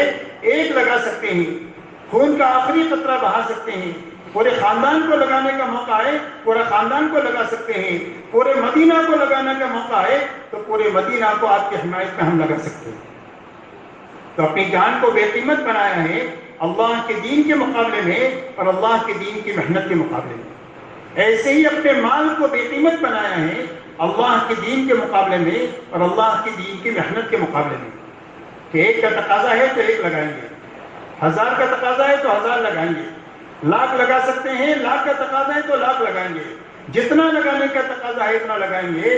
اور اگر تقاضا آیا جھاڑو مار کر لگانے کا تو اس یقین کے ساتھ جھاڑو مار کر کے لگائیں گے کہ اللہ کی نسبت پر جو جھاڑو لگا دیں گے تو اللہ ہم کو اجاڑیں گے نہیں، بلکہ اللہ اتنا دیں گے کہ صدیوں تک کھاتے کھلاتے تھک جائیں اور وہ ختم ہو کر کے نہیں دیں گے۔ اس لیے کہ اللہ پر لگانے کے راستے سے جو ملتا ہے اس کا کوئی کنارہ نہیں ہوتا، اس لیے کہ اللہ کے خزانے سے لینے کا سب سے بڑا دروازہ وہ قربانی کا دروازہ ہے۔ تو قربانی کس کے معنی ہے؟ قربانی کے معنی کسی چیز کو چھوڑنا نہیں ہے، بلکہ حکم کو پورا کرنے کے لیے، سنت پر عمل کرنے کے لیے اور دین کی محنت کے تقاضے کو پورا کرنے کے لیے اپنی راحت اور آرام کو کبھی قربان کرنا پڑے، کبھی گھریلو تقاضوں کو آگے پیچھے کرنا پڑے، تو اس کو آگے پیچھے کرنا، اسی کا نام قربانی ہے۔ اس پر اللہ دیکھتا ہے۔ اس لیے میرے دوستو اللہ نے یہ کام عطا فرمایا، اس لیے پورا مجمع نیت کرے کہ انشاءاللہ ہمیں ہجرت کی مضبوط سے مضبوط شکل پر اٹھنا ہے، نقل و حرکت پر اٹھنا ہے، اور اپنے گھر سے لے کر عالم میں جانا ہے۔ کیونکہ نیت کرتے ہیں، کیونکہ کون اس کا ارادہ کرتا ہے کہ انشاءاللہ پوری دنیا میں اللہ کی بات کو لے کر جائیں گے۔ اسی کے ساتھ میں میرے دوستو ہماری مقامی محنت کے جو تقاضے ہوں گے، ان مقامی محنت کے سارے تقاضوں کو جن کے لیے ہم نے اوقات اپنی سہولت کو سامنے رکھ کر مشورے سے طے کیے ہیں، ان سارے اعمال، انفرادی اجتماعی اعمال کو اپنے وقت پر انشاءاللہ کریں گے۔ جی چاہے گا تو بھی کریں گے اور نہیں چاہے گا تو بھی کریں گے، فرصت ہوگی تو بھی کریں گے اور مشغولی ہوگا تو بھی کریں گے۔ اس کا اگر یہ مجمع عزم کر لیتا ہے، اللہ اس مجمع سے قربانی کی برکت پر کام لینے کا ارادہ فرما لے، کیونکہ پورا مجمع تیار ہے اس کے لیے کہ انشاءاللہ اس محنت کو قربانی کے ساتھ کریں گے۔ کس کے ساتھ کریں گے؟ سب سے پہلے قربانی کے ساتھ کریں گے۔ تو قربانی کے معنی میں نے بتایا کہ ہم نے اپنی اس محنت میں جو انفرادی اور اجتماعی اعمال ہے اس کے لیے جو اوقات طے کیے ہیں اپنی سہولت اور مشورے سے، ان سارے اعمال کو اپنے وقت پر کرنا، جی چاہے تو بھی کرنا، نہ چاہے تو بھی کرنا، اور فرصت ہو تو بھی کرنا، اور مشغولی ہو تو بھی کرنا۔ دنیا کے تقاضوں کو آگے پیچھے کرنا، ان اعمال کو آگے پیچھے نہیں کرنا۔ لیکن کبھی بشری تقاضے سے آگے پیچھے ہو گیا تو فرمایا استغفار اور سچی توبہ کے ذریعے سے اپنی اس کمزوری کی تلافی کرنا۔ کس کے ذریعے سے؟ استغفار اور توبہ کے ذریعے سے۔ انسان ہے، بشر ہے، کہیں آپ گئے تھے اور آپ کا وقت تھا مغرب تک پہنچنے کا، لیکن ٹریفک میں آپ پھنس گئے، عشاء میں آپ پہنچے، مغرب کا میں جو عمل کا وقت تھا وہ نکل گیا، تو آپ لاچار ہیں، آپ نہیں کر سکتے کچھ، تو اس کے اوپر سچی توبہ، پکی توبہ، استغفار کرنا۔ اس کی تلافی ہو سکتی ہے تو تلافی کرنا، تلافی نہیں ہو سکتی ہے تو اس کے لیے سچا پکا استغفار اور توبہ کرنا۔ شکر کا راستہ بھی ترقی کا ہے اور استغفار کا راستہ بھی ترقی کا ہے۔ اس لیے میرے دوستو، ایک تو قربانی کے ساتھ ہر عمل کو انشاءاللہ اپنے وقت پر کریں گے، ہم سارے اس کا عزم کریں گے کہ وہ کریں گے انشاءاللہ۔ دوسرا میرے محترم دوستو، یقین کے ساتھ ان اعمال کو کرنا، اس لیے کہ عمل کی طاقت اس کے یقین میں ہے۔ ہماری نگاہ سیرت پر ہونی چاہیے کہ سیرت میں اس امت کے جتنے مسائل حل ہوئے ہیں وہ اس محنت کے راستے سے حل ہوئے ہیں، اس یقین کے ساتھ اس محنت کو کرنا۔ اسی لیے انصار مدینہ ایک مرتبہ حضور صلی اللہ علیہ وسلم کے پاس آئے اور آ کر کہا کہ اللہ کے رسول، اب تھوڑا سا وقت ہم کو دے دے، کام کے شروع زمانے میں تقاضے بہت تھے، آدمی تھوڑے تھے، تو سارے کام ہم ہی کو کرنا پڑتا تھا، باغات کو دیکھ بھال کرنے کی نوبت نہیں آئی، جس کے نتیجے میں باغات میں ویرانی آئی ہوئی ہے، تھوڑی سی محنت مل جائے تو اپنے باغات کو دیکھ کر واپس آ کر کام میں لگ جائے۔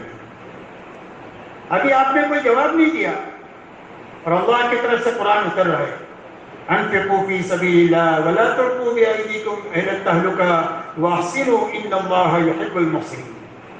فرمایا خرچ کرتے رہو، لگے رہو، لگاتے رہو، تھکتے رہو، مٹاتے رہو، اور یوں فرمایا اپنے ہاتھوں اپنے آپ کو ہلاکت میں مت ڈالو۔ تمہارا دین کی محنت کو چھوڑ کر اپنی دنیا کے سنوارنے کے لیے جانے کا ارادہ، یہ تمہارے لیے نجات کا راستہ نہیں ہے بلکہ نقصان کا راستہ ہے۔ اپنے آپ کو نقصان اور ہلاکت میں مت ڈالو، اس لیے کہ وہ راستہ غیر یقینی ہے۔ پہلی بات کہ اس راستے سے زندگی بنے گی، یقینی نہیں ہے، غیر یقینی ہے، اور بہت لمبا راستہ ہے۔ ہو سکتا ہے کہ صدیاں بیت جائیں اور کام پورا نہ ہو۔ آپ دیکھو نسلیں ختم ہو جاتی ہے اور زندگیاں سنبھل کر کے نہیں دیتی، ورنہ غیر یقینی ہے اور لمبا راستہ ہے۔ اور یہ راستہ جس راستے پر تم ہو، یہ راستہ یقینی راستہ ہے زندگیوں کے بننے کا، اور یہ شارٹ کٹ راستہ ہے کہ چند سالوں میں تمہارے سارے کام بن جائیں گے۔ یقینی راستہ بھی ہے اور شارٹ کٹ راستہ ہے۔ اسی لیے اندازہ لگائے کہ صرف 23 سالہ نبوت کا زمانہ ہے اور صدیق اکبر رضی اللہ تعالیٰ عنہ کا 2 سال سے کچھ زیادہ زمانہ، یعنی 25 سال کا زمانہ لگنے کا، مٹنے کا، کھپنے اور کھپانے کا ہے۔ اس کے بعد تو اللہ نے اتنا دیا کہ صدیوں تک اور ان کی اولاد کھاتی رہی، کھلاتی رہی اور ختم ہو کر کے نہیں دیا۔ تو فرمایا یقینی راستہ ہے اور شارٹ کٹ راستہ ہے کہ چند سالوں میں تمہارے مسائل حل ہو جائیں گے۔ تمہارا مسئلہ ہدایت کا ہے تو ہدایت کا وہ مقام اللہ عطا فرما دیں گے جو اللہ کی پسندیدہ ہے، اور اللہ تمہارے ہاتھوں دنیا میں ہدایت کو چلا دیں گے۔ اور تنگی ترسی میں تم نے کام شروع کیا ہے، تمہاری تنگی ترسی کو خطا کم کر کے اللہ رزق کے وہ دہانے تم کو تمہارے لیے کھولیں گے کہ صدیوں تک کھاتے کھلاتے تم رہو اور ختم ہو کر کے نہیں دیں گے۔ اور یہ فرمایا مخالفت کے، ایذا رسانی کے، تکلیفوں کے، تمہاری باتوں کے نہ چلنے دینے کے لیے پروگرام کی فضا میں تمہارا کام شروع ہوا تھا، لیکن اللہ ایسے عافیت کے حالات پیدا فرما دیں گے کہ تمہارے لیے جینا بھی آسان ہو جائے گا اور مشکل بھی آسان ہو جائے گا، موت بھی آسان ہو جائے گی۔ اور دنیا میں بڑے سے بڑی طاقت مدینہ منورہ کی طرف میری نگاہ سے دیکھ نہیں سکتی، جو میری نگاہ سے آنکھ دیکھے گی اس کی آنکھ پھوڑ دی جائے گی، اور جو غلط ارادے سے پیر اٹھائے گا اس کے پیر ٹوٹ جائیں گے، اور جو ہاتھ اٹھائے گا اس کے ہاتھ توڑ دیے جائیں گے۔ اللہ ایسی حالت دنیا میں پیدا فرما دیں گے۔ میرے محترم دوستو، اللہ تعالیٰ نے چند سالوں میں اس امت کی نیا کو پار لگایا ہے اور انسانیت کے سوئے ہوئے نصیب کو جگایا ہے۔ اللہ نے عظیم محنت ہم کو عطا فرمائی۔ اس لیے اس یقین کے ساتھ کرنا کہ میرے چھوٹے سے لے کر بڑا مسئلہ اللہ جب اس محنت کو میں صحیح طریقے سے کروں گا اور پوری طریقے سے کروں گا تو اللہ میرے سارے مسائل اس محنت کے راستے سے حل کریں گے۔ اسی کے ساتھ عظمت کے ساتھ کرنا، اس محنت کا ہر عمل بڑا ہے، اس لیے کہ اعمال نبوت ہے کہ جس پر حضور صلی اللہ علیہ وسلم کی پوری 23 سالہ زندگی لگی ہے۔ آپ اندازہ لگائیں، حضور صلی اللہ علیہ وسلم کے معجزے میں یہ ہے کہ آپ نے انگلی کا ایک اشارہ کیا تو اللہ نے آپ کی انگلی کے اشارے کی برکت سے اور اللہ نے اپنی قدرت سے چاند کے 2 ٹکڑے کر دیے۔ تو جن اعمال نبوت میں حضور صلی اللہ علیہ وسلم گھنٹوں گھنٹوں، دنوں راتوں راتوں، مہینوں مہینے، سالہ سال تک تھکے ہیں، ان اعمال میں اللہ نے کتنی زبردست طاقت رکھی ہے، ان اعمال کا میں اور آپ تصور نہیں کر سکتے اس طاقت کو۔ اس لیے ہر عمل کو عظمت کے ساتھ کرنا، اس کو ہلکا نہیں سمجھنا، معمولی بہانے سے اس کو چھوڑنا نہیں، بلکہ ہر حال میں کرنے کی کوشش کرنا۔ عمل ہو جائے تو اللہ کا شکر کرنا، اگر کسی مجبوری سے چھوٹ جائے تو اس کے اوپر توبہ کرنا اور استغفار کرنا۔ اسی کے ساتھ میں میرے دوستو صحیح ترتیب کے ساتھ کرنا، اس لیے کہ ہمارے ذمے صرف صحیح محنت ہے، نتیجہ ہمارے ذمے نہیں ہے۔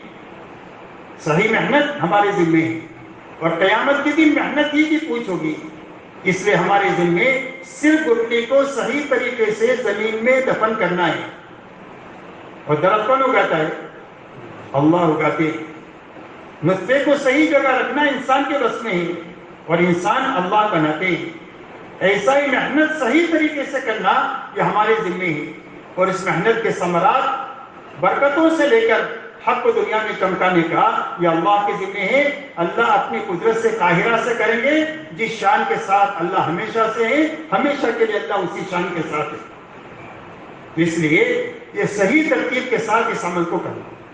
اس لیے میرے دوستو ارادہ کریں کہ انشاءاللہ ان اعمال نبوت کو، محنت کے ان دونوں رخوں کو بڑھانے کے لیے انشاءاللہ محنت کو صحیح کریں گے اور پوری کریں گے۔ کہ وہ اس کے لیے تیار ہے؟ کہ وہ کون کون اس کے لیے تیار ہے؟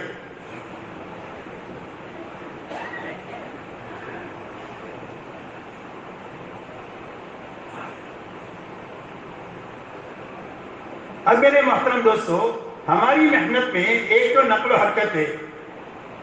وہ نقل و حرکت کے لیے اپنی اپنی مسجد کے سطح سے محنت کا وہ رخ قائم کرنا جس کی استعداد ہماری مسجدوں میں ہے۔ کام کا کیا رخ ہے سوچنا؟ کام کا رخ اپنی مسجد کے اندر میں استعداد ہے، اس کو سامنے رکھ کر سوچنا۔ اور استعداد جو ہوتی ہے وہ وقت لگائے ہوئے عملے کے اعتبار سے ہوتی ہے۔ ہر مسجد والوں کو یہ معلوم ہے کہ ہماری مسجد کے اطراف میں وقت لگایا ہوا عملہ کتنا ہے، سال لگائے ہوئے علماء کتنے ہیں، 4 مہینہ لگائے ہوئے ساتھی کتنے ہیں، چلے لگائے ہوئے ساتھی کتنے ہیں۔ یہ ہر مسجد والے کو معلوم ہے، ملک کے مرکز کو نہیں معلوم ہے اور شہر کے مرکز کو نہیں معلوم ہے، لیکن ہر مسجد کو یہ بات معلوم ہے۔ کیونکہ معلوم ہے کہ نہیں؟ تو ہر مسجد کے سامنے یہ معلوم ہے کہ ہماری مسجد میں اگر ہم نقل و حرکت کو بڑھانے کے لیے جماعتوں کو سوچے تو ہماری یہاں سے کتنی جماعتیں اللہ کے راستے میں جا سکتی ہے۔ استعداد کو سامنے رکھ کر سوچنا، پھر اس پر محنت کا جو طریقہ بتایا جائے وہ محنت کا طریقہ اپنانا۔ نمبر 3، اس پر دعا کی طاقت لگانا۔ ہمارے ذمہ یہ 3 کام ہیں۔ کام کا صحیح رخ سوچنا، اور صحیح رخ یہ ہے کہ ہماری مسجد میں جتنی استعداد ہے اس استعداد کو سامنے رکھ کر جماعتوں کے نکالنے کو سوچنا۔ کہ ہمارے یہاں سے 10 جماعتیں سال میں، 4 مہینے کی 2 جماعتیں، 8 جماعتیں چلے کی جا سکتی ہے، تو 10 جماعتوں کو سوچنا مسجد وار جماعت بیٹھ کر، پھر اس کو قابو میں لانے کے لیے محنت کا صحیح رخ اپنانا، اور نمبر 3 اس پر طاقت لگا دینا، دعا کی طاقت لگانا۔ یہ 3 کام ہمارے ذمہ ہیں۔ پھر چاہے 10 نکل جائے چاہے 2 نکل جائے، کوئی مسئلہ نہیں، گھبرانا نہیں۔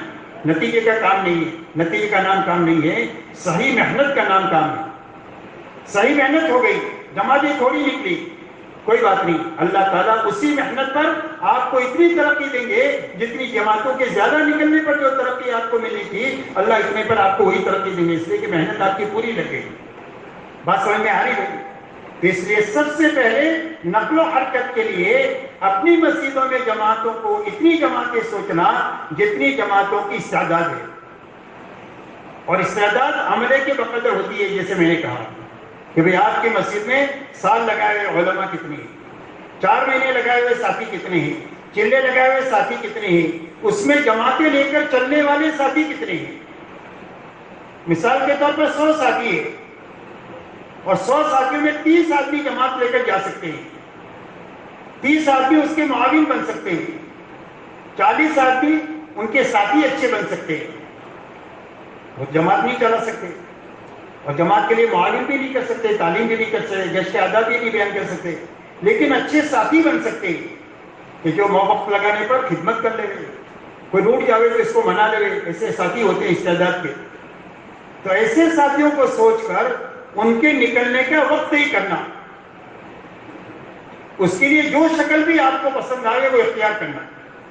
انفرادی ملاقاتوں کے ذریعے سے آپ ان کے نکلنے کا وقت طے کر سکتے ہیں سارے ساتھیوں کا، کہ بھئی یہ ساتھی جنوری میں نکلیں گے، یہ ساتھی فروری میں نکلیں گے، یہ مارچ میں نکلیں گے، یہ اپریل میں نکلیں گے. جو ایسا مناسب ہے، 2 مہینے میں، 1 مہینے میں، 3 مہینے میں جو مسجدوں کی استعداد ہے، اس استعداد کو سامنے رکھ کر ان ساتھیوں کے خروج کا وقت طے کرنا. ایک انفرادی ملاقات کے ذریعے سے اس کو قابو میں لا سکتے ہیں.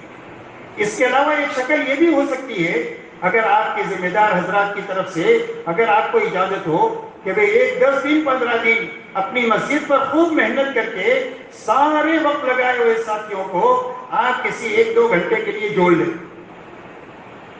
جوڑ کر کوئی ترغیبی بات، ہمت افزائی کی بات آپ کی مسجد میں کرنے والا ہے تو اس سے کراؤ.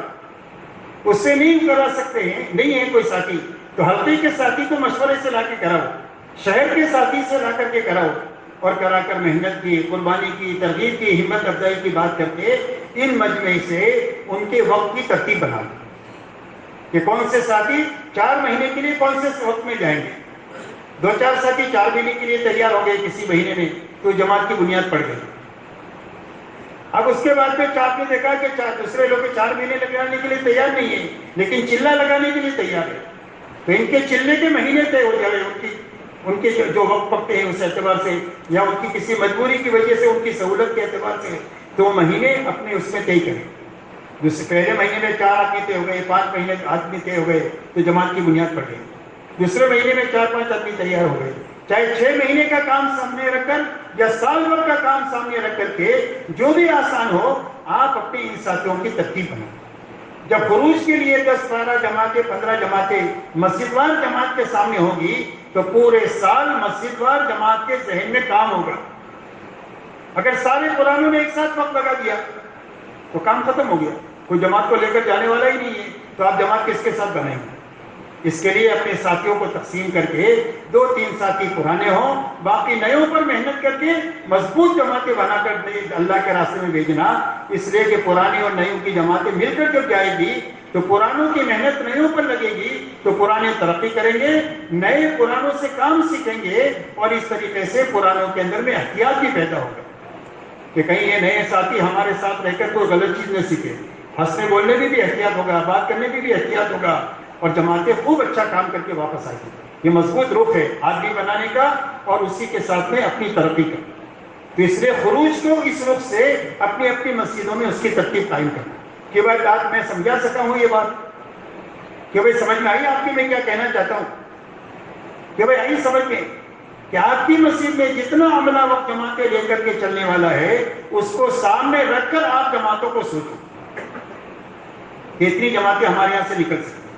اللہ پر اعتماد کر کے پھر محنت کی شکل قائم کرو اور اللہ کے سامنے دعا مانگو، پھر اللہ جتنی نکل رہے. آج آپ نے کام کا یہ رخ سوچنا شروع کیا، 1 سال میں قابو میں نہیں آیا، 2 سال میں نہیں آیا، 5 سال میں قابو میں آیا اور ہم دنیا سے چلے گئے. آپ یقین مانو محنت کے اس رخ میں ہمارا پورا حصہ ہوگا اگر اپنی محنت کا رخ اپنی زندگی میں یہ قائم کر کے ہم گئے. بات سمجھ میں آ رہی ہے؟ تو ایک تو خروج کے اعتبار سے جماعتوں کے بڑھانے کے لیے اپنے کو محنت کا یہ رخ قائم کرنا ہے. دوسرا میرے محترم دوستو، اپنی مسجد کے اطراف میں جتنے گھر ہیں ان سارے گھروں کو اپنے اور اپنی مسجد وار جماعت کے ساتھیوں کو تقسیم کر کے ہر جماعت کو گھر، محلہ یا بلڈنگ دینا ہے. تاکہ ہر جماعت کے سامنے مہینہ بھر کی محنت کا نفع سامنے آئے۔ مثال کے طور پر آپ کی مسجد کے اطراف میں 250 گھر ہے، جو بھی نوعیت ہو اس کی، بلڈنگ کی، گھروں کی، محلوں کی، 250 گھر ہے۔ آپ کی مسجد میں 10 آدمی ہے جو اچھی طرح محنت کر رہے ہیں ماشاءاللہ، 2 آدمی کے آپ نے 5 جماعت بنا دیا، ایک جماعت کو 50 گھر دے دیے، یہ 50 گھر تک آپ 51 سے لے کر 100 تک آپ کی 2 نمبر جماعت، اس طرح ہر 2 آدمیوں کو 50-50 گھر دے دیے۔ اب میرے دوستو یہ کام کرنے سے یہ نفع ہوگا کہ ہر جماعت کو معلوم ہوگا کہ میں نے کل کیا ہے، آج مجھے کیا کرنا ہے، کل میں نے کیا ہے اور آج مجھے کیا کرنا ہے۔ تو اس کے راستے سے کام میرے دوستو آسان ہو جائے گا، اور آسان ہونے کے لیے آسان ہو جائے گا تو سب کے لیے کرنا آسان ہو جائے گا۔ دوسرا، ہر جماعت کو ہر مہینے 15 دن میں اپنی محنت کا نفع نظر آئے گا۔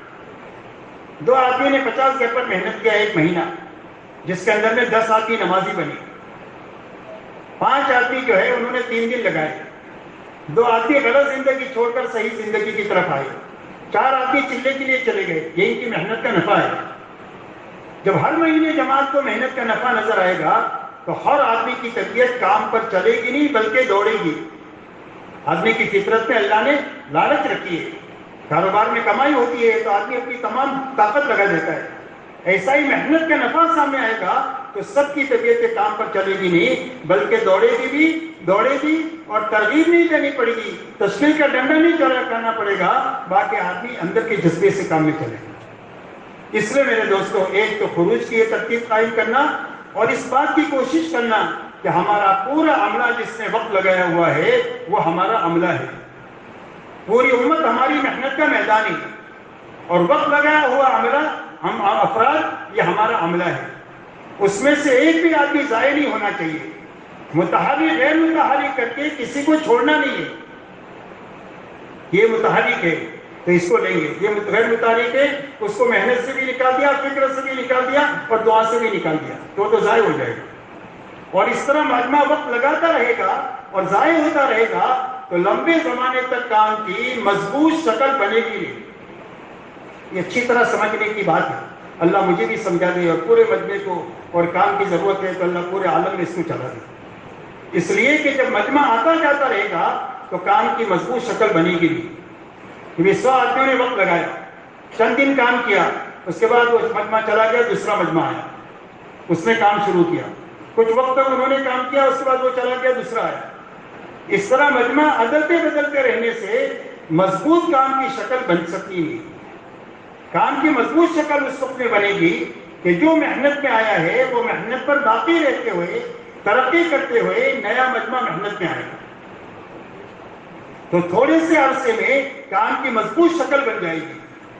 جیسے حضور صلی اللہ علیہ وسلم کے زمانے میں آپ کی محنت میں جو آیا وہ کام پر جمع اور کام میں آگے بڑھتا گیا کہ جو تقاضا آیا ہے اس پر کون چلیں گے، کیا یہی مجمع چلے گا؟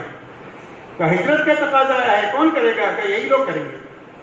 کہ بدر کا تقاضا آیا ہے کون کریں گے، کہ یہی کریں گے؟ کہ احد کا تقاضا آیا ہے کون کریں گے، کہ یہی کریں گے؟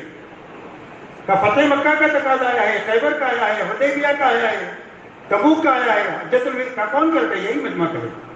تو ایک ہی مجمع کام کرتے کرتے ایسا کام کا بن گیا کہ اس کے کندھے پر رکھ کر اللہ نے حق کو دنیا میں چلا دیا۔ اس لیے جو محنت میں آئے وہ جمے اور نیا مجمع کام میں آتا رہے تو کام کی مضبوط شکل بن جائے۔ تو کام کی مضبوط شکل بننے کی کیا شکل ہے؟ کام کی مضبوط بننے کی شکل یہ ہے میرے دوستو کہ کام جب مضبوط ہوگا تو کام کرنے والا روز ترقی کرے گا۔ اس میں یہ محنت روز ترقی کی ہے تو روز اس محنت کے ذریعے سے اس کی ترقی ہوگی، ہدایت میں، ایمان میں، اللہ کے تعلق میں، فکر آخرت میں، امت کے درد غم میں، امت کے ساتھ خیرخواہی میں، انسانیت کے ساتھ بھلائی چاہنے میں آدمی کی روز ترقی ہوگی، اور ترقی ہوگی تو طبیعت روز کام پر چلے گی، دوڑے گی۔ دوسرا میرے دوستو، جو جماعتیں ہماری مسجدوں میں آئے گی وہ کام کو اچھی طرح سمجھ کر کام کرنے کے دائرے سے آگے بڑھے گی۔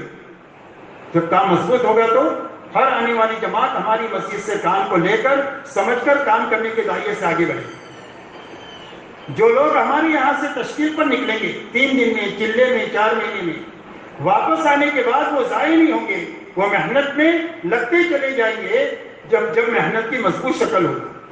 3 دن لگایا ہوا آدمی ضائع نہیں ہوگا، یاد رکھو. جب محنت کی مضبوط شکل مسجد میں ہوگی تو 3 دن لگانے والا آدمی ضائع نہیں ہوگا. آج تو 4 مہینہ لگایا ہوا آنے والا آدمی 4 دن کے اندر میں آپ کو نظر نہیں آتا. بعض جگہ یہ دیکھنے میں ملتی ہے باتیں. میں مایوسی کی بات نہیں کر رہا ہوں، یہ کام کی باتیں ہیں کہ ہمارے لیے بہت ضروری ہے اس کے اوپر دھیان دینا، تاکہ ہمارا کام صحیح بنیادوں پر اللہ تعالیٰ قائم کر کے اس کو اپنی منزل تک پہنچا دے. تو یہ کام مضبوط ہوگا تو وقت لگا کر آنے والا ہر فرق محفوظ ہو جائے گا ضائع ہونے سے. اسی کے ساتھ میں میرے دوستو، جب کام کی مضبوط شکل مسجد میں ہوگی تو جو کام سے بیٹھا ہوا عملہ جب کام کو دیکھے گا کہ جماعتیں آ رہی ہے، جا رہی ہے، برتن دھل رہے ہیں، برتن پیکنگ ہو رہے ہیں، روانگی ہو رہی ہے، واپسی ہو رہی ہے، کارگزاری ہو رہی ہے، اور روز جماعتیں نکل رہی ہے، ہفتے میں 2 جماعتیں نکل رہی ہے. جب کام کا یہ نشاط مسجد میں نظر آئے گا تو بیٹھنے والے لوگ کام پر آ کر کے شریک ہو جائیں گے. اور مسجد میں آ کر دیکھا کام کی مضبوط شکل ہی نہیں ہے تو 2 دن بیٹھنے کے بعد چلا جائے گا. تو کام مضبوط ہوگا تو بیٹھا ہوا عملہ کم محنت سے کام میں لگ جائے گا. اسی کے ساتھ کام کی مضبوط شکل بنے گی تو اللہ تعالیٰ محلے کے، شہر کے، ملک کے سارے عوام اور خواص کو اللہ کام پر جمع فرما دیں گے. یہ کام کی تاثیر ہے کہ جب کام مضبوط ہو جاتا ہے اور کام کی بنیادیں مضبوط ہو جاتی ہے تو اللہ سارے عوام اور خواص کو کام پر جمع فرما دیتے ہیں، اور سارے بڑے بڑے خواص کے دماغ پر اللہ تعالیٰ چوٹ دیتے ہیں کہ تم جہاں صلاحیتیں لگا رہے ہو، اپنی صلاحیتوں کو ضائع کر رہے ہو. یہ صلاحیتیں جہاں لگا رہے ہیں یہ صحیح لگا رہے ہیں، یہ لگانے کی جگہ ہے، اور تم لگا رہے ہو اور مٹنے کی جگہ ہے. جس کے نتیجے میں جو لوگ یہ قسمیں کھائے ہوئے ہوتے ہیں کہ ہم پہاڑ سے کود کر کے مر جائیں گے اور سمندر میں ڈوب کر کے مر جائیں گے لیکن محمد صلی اللہ علیہ وسلم کے دامن کو نہیں تھامیں گے، ایسے لوگوں کو چاروں ناچار اللہ تعالیٰ کام پر جمع فرما دے. کام کی یہ طاقت ہے کہ اب اس کا انجام یہ ہوتا ہے کہ سارے خواص کو اور عوام کو اور ساری صلاحیت والوں کو اللہ تعالیٰ کام پر جمع فرما.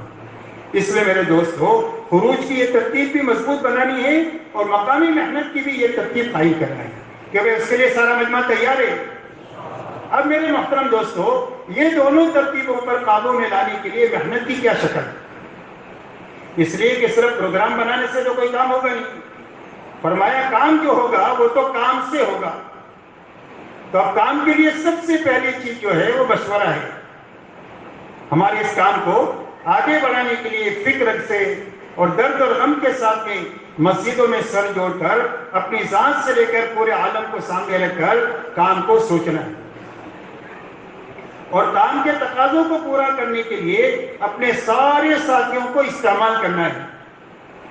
کام 2-3 فرد کے ہاتھ میں نہیں ہونا چاہیے بلکہ کام ایک مجمع کے ہاتھ میں ہونا چاہیے. مسجد ہے تو مسجد میں ایک مجمع ہو، حلقہ ہے تو حلقے میں مجمع ہو، شہر ہو تو شہر میں ایک مجمع کے ہاتھ میں کام ہو، اور ایک ملک ہے تو ملک میں ایک ایسا معتدی مجمع کے ہاتھ میں کام ہو کہ کسی کے مرنے جینے سے کام کے اوپر کوئی اثر نہیں پڑنا چاہیے. کسی کی معذوری سے کام پر اثر نہیں پڑے گا جب مجمع کے ہاتھ میں کام ہوگا. اور مجمع کام کا اس وقت میں بنے گا جب سارے تقاضوں پر ہمارے سارے ساتھیوں کو استعمال کریں گے. اب ہماری اس محنت میں کچھ تقاضے وقتی ہے اور کچھ تقاضے دائمی ہیں. ہماری اس محنت میں کچھ تقاضے وقتی ہے، کچھ تقاضے دائمی ہیں.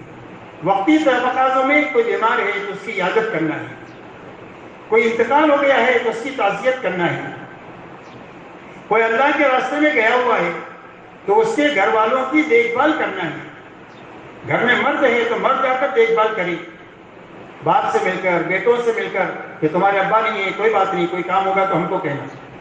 تمہارے بیٹے چلے گئے ہیں، ہم تمہارے ساتھ ہیں، آپ جو بھی کام ہوگا آپ ہم کو بتانا، ہم آپ کو کام کریں گے. گھر میں کوئی مرد نہیں ہے تو سمجھدار مستورات کو بیچ کر گھر کے حال احوال کو لینا. اس لیے کہ بعض مرتبہ گھر کا کوئی مرد نہیں ہوتا، گھر میں بیماری آ گئی یا کوئی تنگی ہو گئی تو اس کی وجہ سے بہت پریشانی ہو جاتی ہے گھر میں.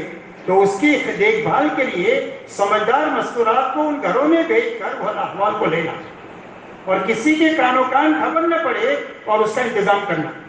چور شرابہ نہیں کرنا، اس کا چور چرچا نہیں کرنا، بلکہ سمجھدار عورتوں کو بھیج کر اس کا انتظام کرنا. اس طریقے سے اللہ کے راستے میں جانے والوں کے گھروں کی دیکھ بھال، کاروبار کی دیکھ بھال کرنا اس راستے سے. اسی کے ساتھ میں ہماری مسجد میں جماعت آئی ہوئی تو آنے والی جماعتوں کی نصرت کرنا. نصرت کا پہلو اتنا کمزور ہے کہ مضبوط سے مضبوط جماعت آنے کے باوجود بھی مسجد میں اس کے ذریعے سے پورا فائدہ اٹھایا نہیں جاتا، اس لیے کہ پورا فائدہ اسی وقت میں اٹھایا جائے گا جب آنے والی جماعت کی نصرت کی جائے گی۔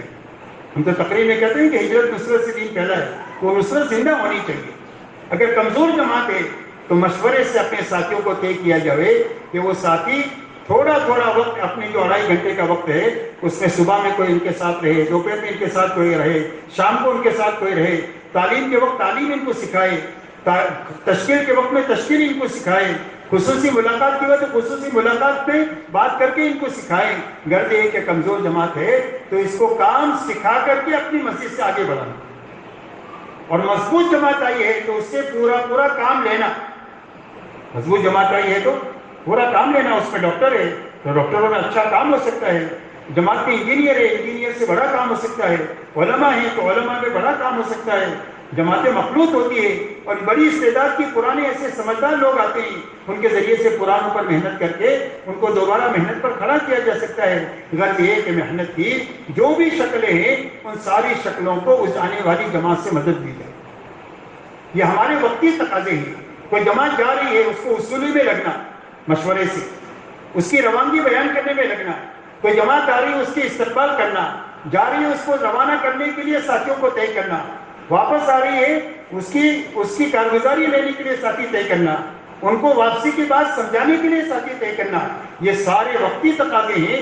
جب یہ تقاضے ہوں سارے ساتھیوں کو باری باری ان تقاضوں پر استعمال کرنا، تاکہ سارے تقاضوں پر سارے ساتھی چل کر سارے ساتھی کام کے بنے۔ بات سمجھ میں آ رہی بھائی؟ اسی کے ساتھ ایک ہمارا دائمی تقاضا ہے، اور دائمی تقاضا ہر گھر اور ہر فرد کی ملاقات ہے۔ میرے سامنے تو گھڑی ایسی ہے کہ جو میری نظر بھی نہیں آ جا رہی، بتا نہیں۔ ہاں 4:15، ابھی تو بہت وقت ہے۔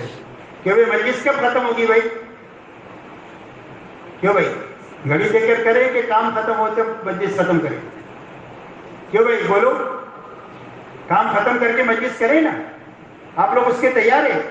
انشاءاللہ غیر ضروری مجلس کو لمبا نہیں کریں گے، آپ گھبراؤ مت۔ ہاں لیکن جو ضرورت کی باتیں وہ تو آنی چاہیے نا بھائی، اس لیے جو ہے انشاءاللہ گھبرائے بغیر ایک ہی دن ہے، ایک دن کے اندر میں ابھی شام کو تو آپ کو چلے جانا ہے، ایک دن ہی جماعت کے ساتھی آپ کے ساتھ ہے، تو جتنی باتیں کام کی ہو سکتی ہے اللہ ہم سب سے کہلوا بھی دے اور اللہ ہم سے کرا بھی دے۔ کہ بھائی تیار ہیں نا اس کے لیے سارے؟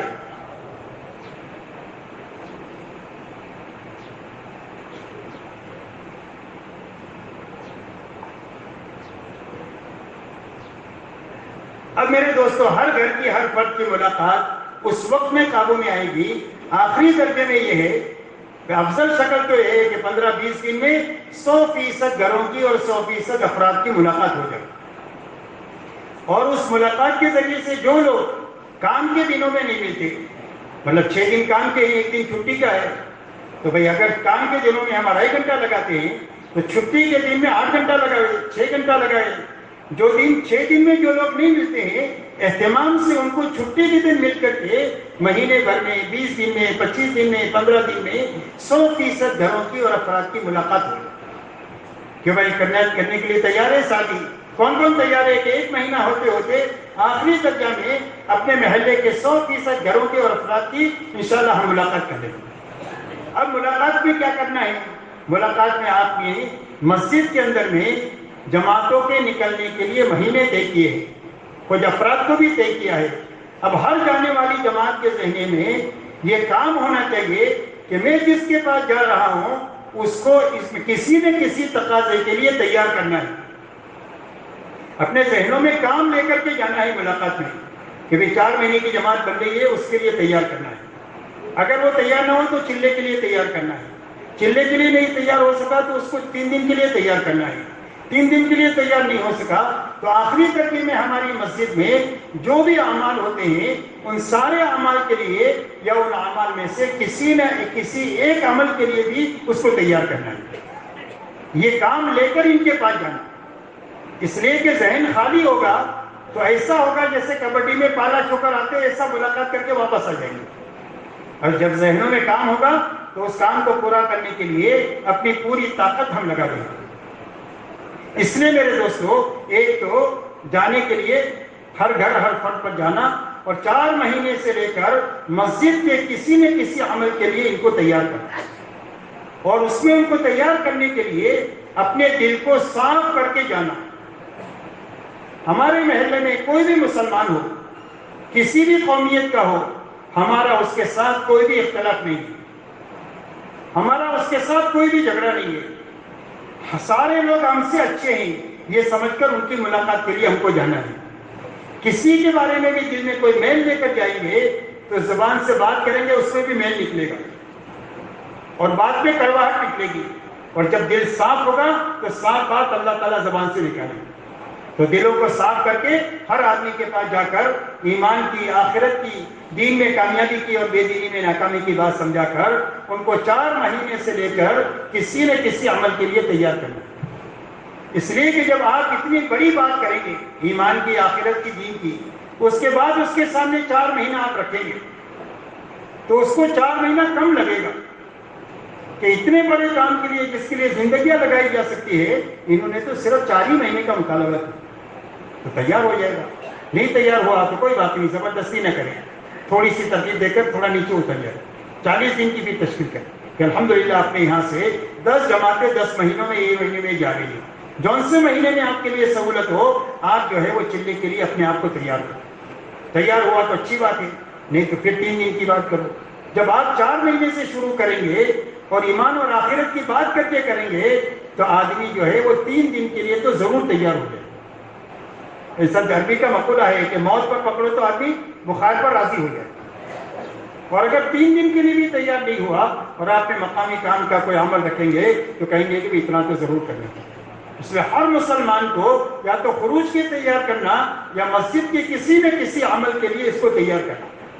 جب ایمان والے کا تعلق دعوت کے کسی ایک عمل سے بھی ہو جائے گا تو اللہ تعالیٰ اس کی زندگی میں زندگی کے آثار پیدا کر لیں گے۔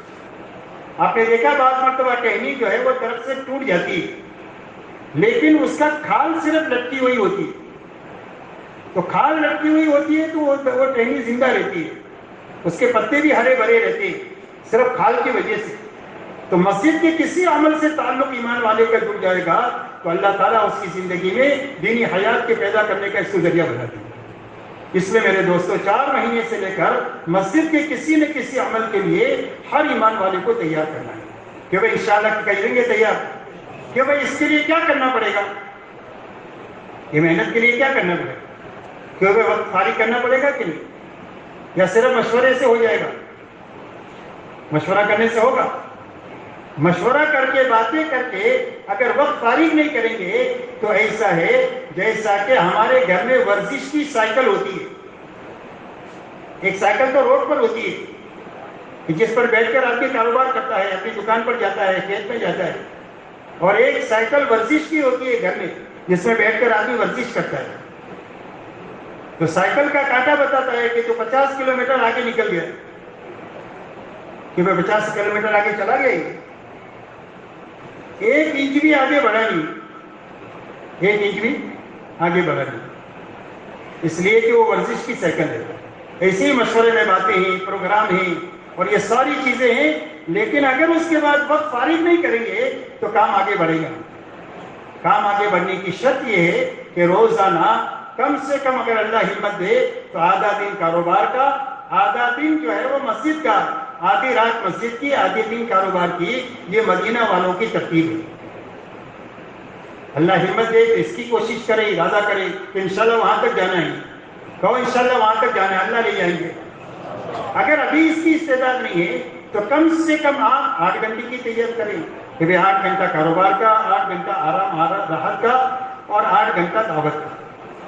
اگر 8 گھنٹے کی بھی ابھی ہمت نہیں ہے تو 8 گھنٹے کی تو نیت کرے، لیکن 2.5 گھنٹے سے شروع کریں۔ کس سے شروع کریں؟ 2.5 گھنٹے سے۔ نیت کیا کرنی ہے کہ انشاءاللہ پہلے 8 گھنٹے تک پہنچنا ہے اور 8 گھنٹے کے ذریعے سے ہمیں آدھے دن آدھے رات تک انشاءاللہ پہنچنا ہے، اور اللہ پہنچا دیں گے۔ اللہ ایسے اسباب مہیا کر دیں گے کہ اس کام کے لیے اپنا سب کچھ لگانا اللہ آسان فرما دیں گے عافیت کے ساتھ۔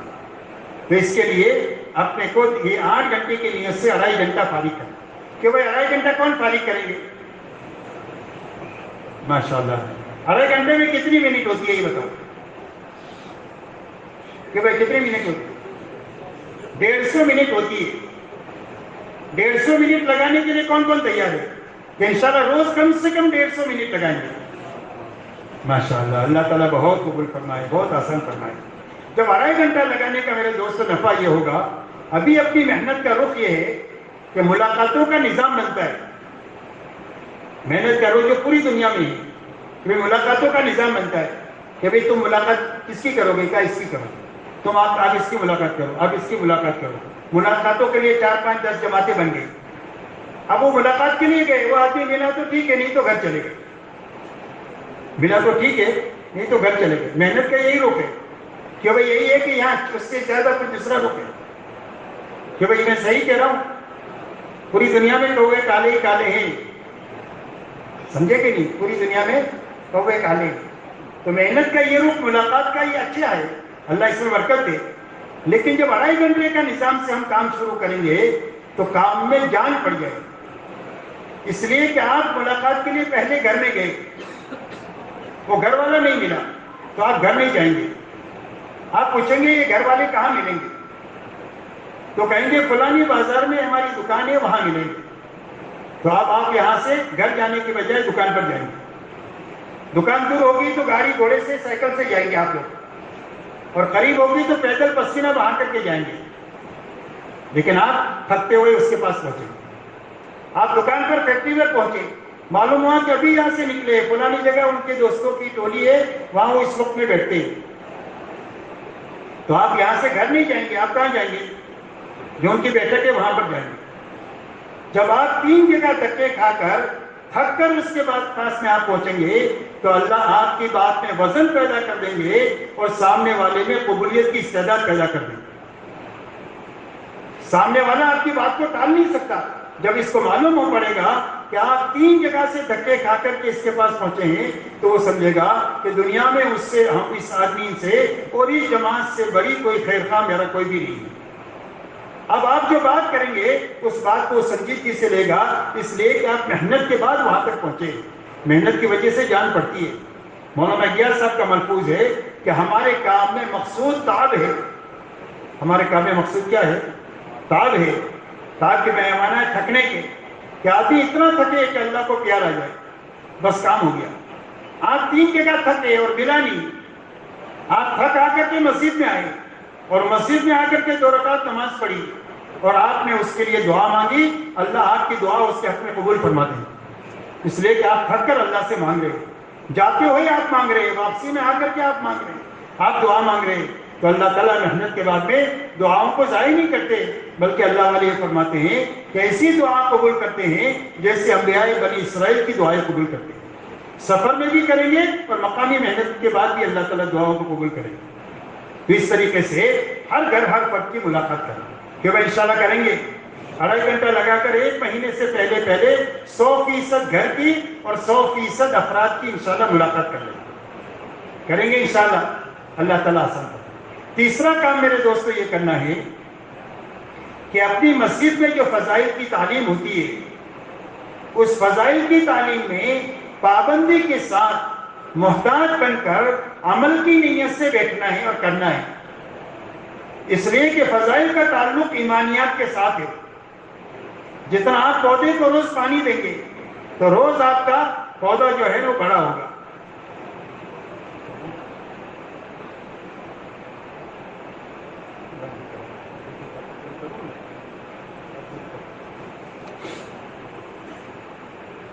تو ایمانیات کا تعلق فضائل سے ہے اور یہ تعلیم کا حلقہ ایسا ہے جیسے گولی.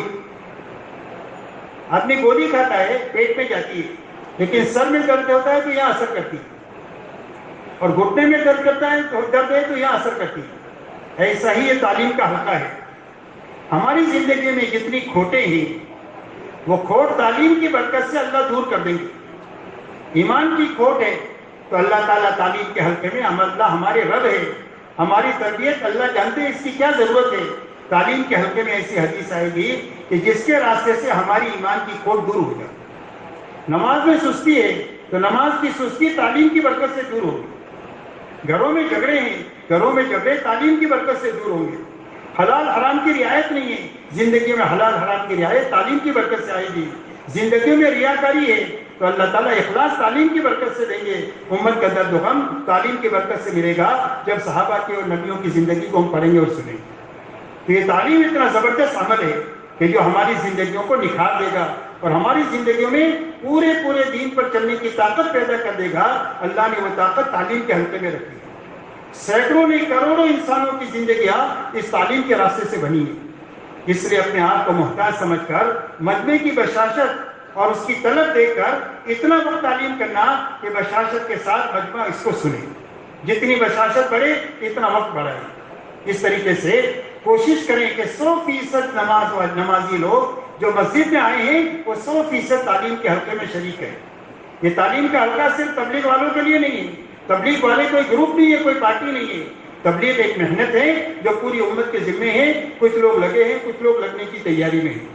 اس لیے سارے نمازیوں کو تعلیم کے حلقے میں بھی جوڑنا ہے اور مشورے کے اندر میں بھی جوڑنا ہے اور 2.5 گھنٹے کی محنت میں بھی اس کو جوڑنا ہے.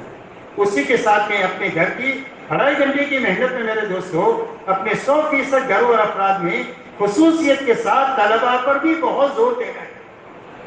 ہر گھر میں طالب علم ہوتا ہے, مدرسے میں پڑھنے والا یا کالج میں پڑھنے والا, تو ان طلباء کو نظر انداز نہیں کرنا, بلکہ جتنا بڑوں کو اہمیت دیتی ہے اتنا ہی بچوں کو بھی اہمیت دینا اور ان بچوں کو اپنے ساتھ محنت میں شریک کرنا. ان کی پڑھائی کی رعایت کے ساتھ بھی جتنا کر سکتے ہیں. 5 منٹ بیٹھ سکتے ہیں, 5 منٹ تعلیم میں بٹھاؤ. 15 منٹ ملاقات میں چل سکتے ہیں, 15 منٹ چلاؤ. 1 دن مہینے میں لگا سکتے ہیں, 1 دن ان کا لگواؤ. چھٹیوں میں 10 دن لگا سکتے ہیں, 10 دن لگواؤ. چلے کی جماعتیں بن سکتی ہیں, چلے کی جماعتیں. لیکن 100% طلباء اس محنت سے پڑھائی کے زمانے میں گزریں گے تو پڑھائی کے بعد یہی لوگ 4 مہینہ اور زیادہ وقت لگا کر کے کام کے بن کر کے بڑے شعبوں میں جا کر اسلام کی نمائندگی اور دعوت کے کام کی نمائندگی کرنے والے بنے. اس لیے میرے دوستو اس کا پورا اہتمام کرنا ہے. اسی کے ساتھ میں اپنے گھروں کے اندر میں تعلیم کے حلقے کو گھر والوں کے مشورے سے ایسے وقت میں کرنا ہے کہ جس میں سب کے لیے آسانی ہو اور محبت کے ساتھ کرنا ہے. ڈانٹ کے ساتھ نہیں, ڈپٹ کے ساتھ نہیں, سختی کے ساتھ نہیں, مار پیٹ کے ساتھ نہیں, گالی گلوچ کے ساتھ نہیں. جس طرح محبت کے ساتھ ہم ان کو کھلاتے پلاتے ہیں, کپڑے لا کر دیتے ہیں, ایسا ہی محبت کے ساتھ دین دینا. کیونکہ بھائی اپنے گھر والوں کے لیے کھانا لا کر کہتے ہیں کہ تیرے جہنم کو بھر لے, ایسا کہتے ہیں. یا کپڑا لا کر کہتے ہیں کہ تیرے کفن کو پہن لے, ایسا کہتا ہے کوئی؟ محبت سے لا کر چیزیں دیتے ہیں. ایسا ہی محبت سے گھر میں دین دینا. جب محبت سے دیں گے تو تھوڑے سے وقت میں گھر کا ماحول بن جائے گا. اور گھر کا ماحول بنانا میرے دوستوں بہت ضروری ہے. ہمارے استاد ہیں, وہ ایک مرتبہ انہوں نے فرمایا کہ عورت اپنی زندگی میں 2 مرتبہ جوان ہوتی ہے. ایک تو شادی کے لائق ہوتی ہے تو جوان ہوتی ہے. دوسرا جب اس کے بچے بڑے ہو جاتے ہیں جب جوان ہو جاتے ہیں. جب اس کے بچے بڑے ہو جاتے ہیں تب جوان ہو جاتی ہے. اب تیری میری ضرورت نہیں ہے, تمہاری میری اس کو ضرورت نہیں. اور گھر کی سیاست میں بچے ماں کے ساتھ ہوتے ہیں. گھر کے جھگڑوں میں اور سیاست میں بچے ماں کے ساتھ ہوتے ہیں. اگر گھر کی فضا نہیں بنائی گئی اور گھر کا ماحول نہیں بنایا گیا تعلیم کے ذریعے سے اور ان کو اللہ کے راستے میں نکالنے کے ذریعے سے کم و بیش وقت کے لیے, تو کل جب بچے بڑے ہو جائیں گے تو ہم گھر میں بے گھر ہو جائیں گے. تو بیوی بچوں سے کہیں گے تیرے باپ نے ہم کو برباد کر دیا, ہمیشہ بستر لے کر گھومتا رہا, اس کو مسجد میں چھوڑ دو, جب تک جیے گا کھلائیں گے پلائیں گے, مر جائے گا تو مسلمانوں کے قبرستان میں دفن کر دیں گے اور اس کے ساتھ تبلیغ بھی جائے گی. جب یہ عرب کی جماعت آئی ہوئی تھی اس میں مدینہ کے بڑی عمر کے بھی ساتھی تھے, تو میں ان سے بات کر رہا تھا. تو بات کے دوران میں نے ان سے یہ کہی گھر میں فضا کی بات. تو ایک بڑے بوڑھا عرب تھا, وہ کھڑے ہو کر میری پیشانی چوم لیا اور اس نے کہا تو جو کہہ رہا ہے وہ حال ہمارا آج کی تاریخ میں گھر میں بنا ہوا ہے. اس لیے کہ جوانی میں ہم نے اپنے گھر کی فضا نہیں بنی تو ہمیں گھر میں ہونے کے باوجود ابھی ہم بے گھر ہیں اور ہماری بات کی گھر میں کوئی سنوائی نہیں. اس لیے میرے دوستوں اپنے گھر کی فضا بنے گی وہ تعلیم کے حلقوں سے بنے گی. اللہ نے فطرت میں رکھا ہے نفع کی طرف لپکنا اور نقصان سے بھاگنا. جب نفع اور نقصان والا فضائل پڑھے جائیں گے, وعدہ اور وعید پڑھے جائیں گے, کرنے کا نفع پڑا جائے گا, نہ کرنے کا نقصان پڑا جائے گا, تو آہستہ آہستہ طبیعتیں کام پر بغیر سختی کے محبت کے راستے سے اور فضائل کے راستے سے آ جائے گی. اور انشاءاللہ گھر کی پوری فضا تعاون کی فضا بن جائے گی, جس میں دین میں بھی تعاون مل جائے گا اور دعوت میں بھی انشاءاللہ تعاون ملے گا. کہ بھائی گھروں میں کریں گے تعلیم انشاءاللہ, کہ بھائی کون کون کریں گے؟ ماشاءاللہ، اللہ تعالیٰ بہت قبول فرمائے۔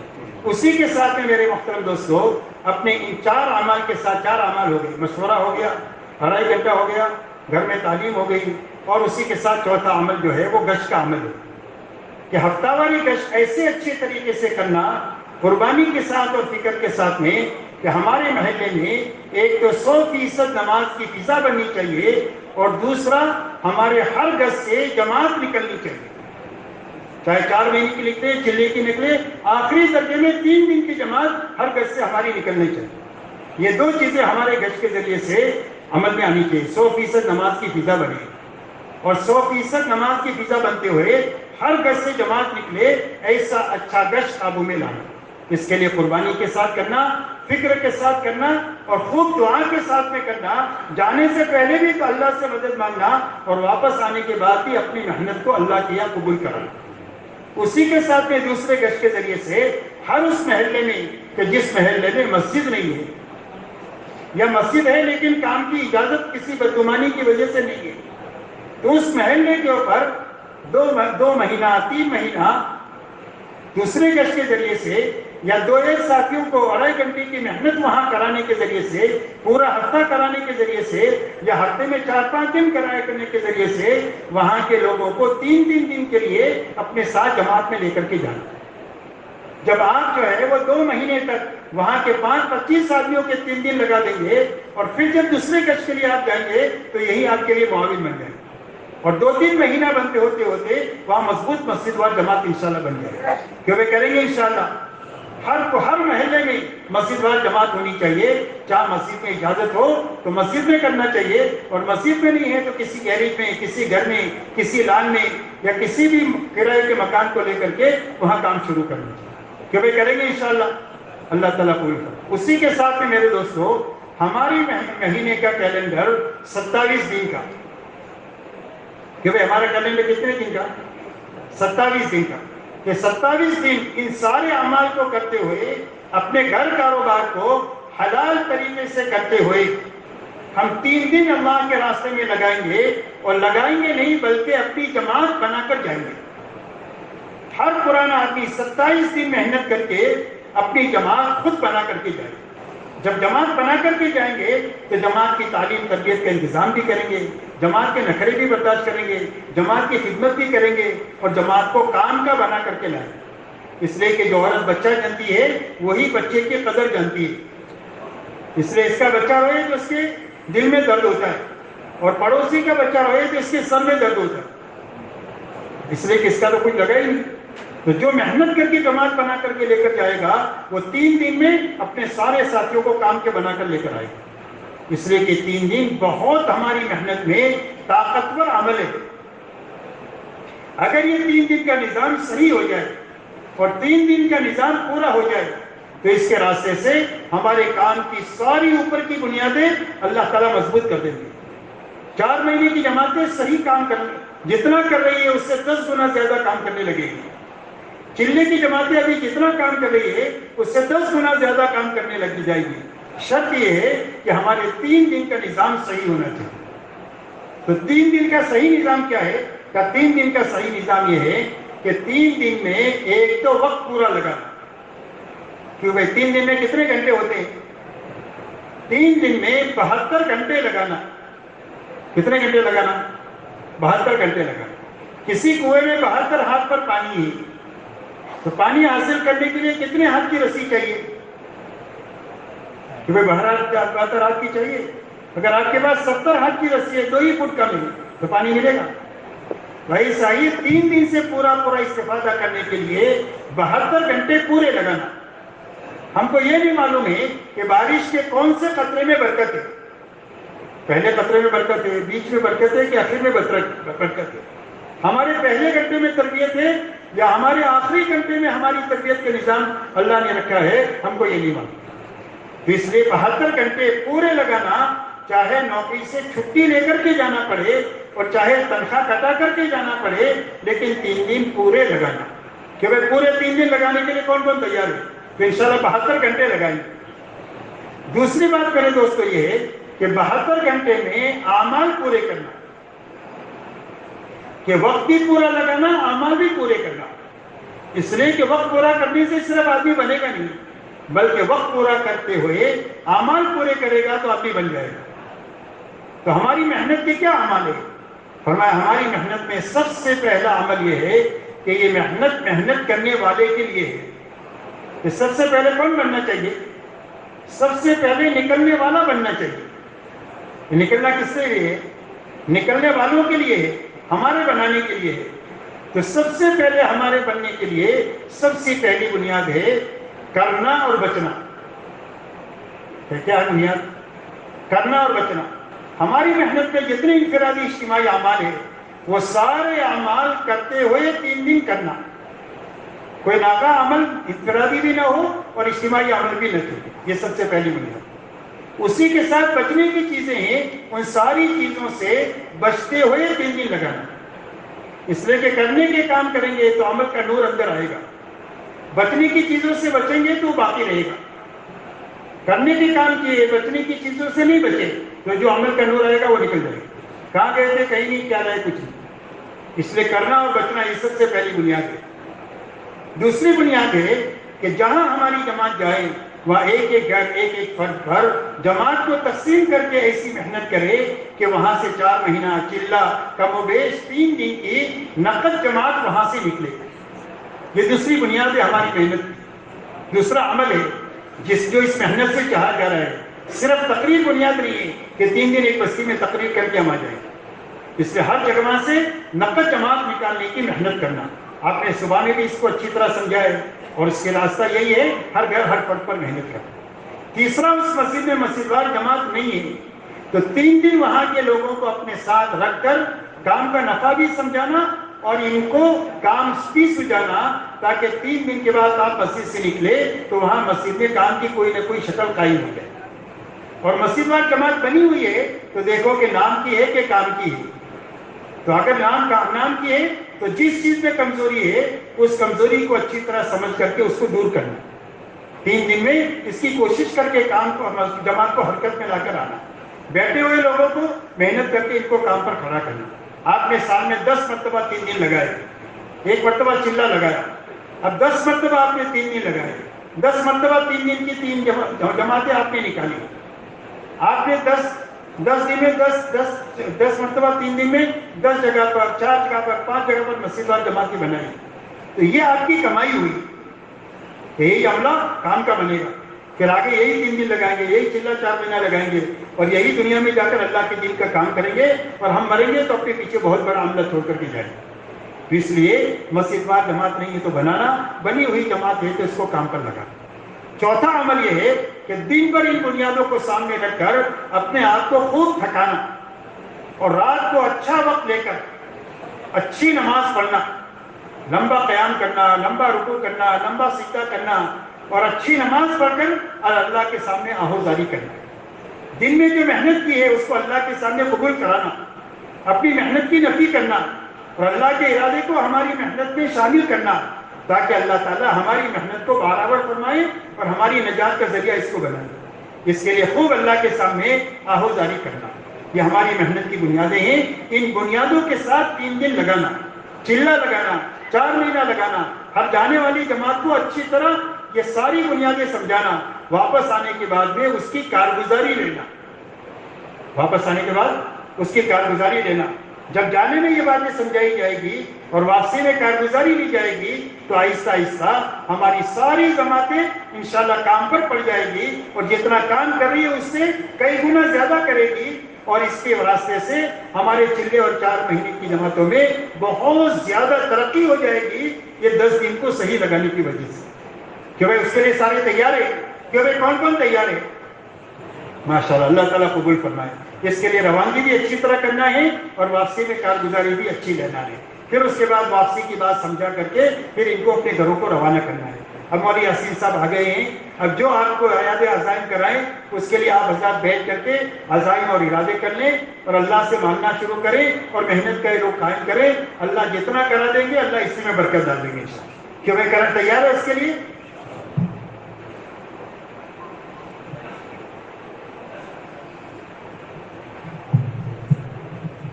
اب ماشاءاللہ ہمارے تمام مسجدوں کے ساتھی آئے ہیں، اور جیسے ہر سال ہم اجتماع میں عزائم کرتے ہیں یہ 5 عملوں کے، یہ مجمع بیٹھ کر یہ طے کر لے گئے کہ ہم 2.5 گھنٹے کب لگائیں گے، مسجد و جماعت کے مشورے میں کب بیٹھیں گے، اور گشت دونوں ہمارے وہ تو متعین ہے، اس میں اپنا آپ کو شریک کرنا ہے، اور مہینے کے 3 دن ہفتے کے تعین کے ساتھ آج طے کر لے گئے، ہر مہینے کا پہلا ہفتہ، دوسرا ہفتہ۔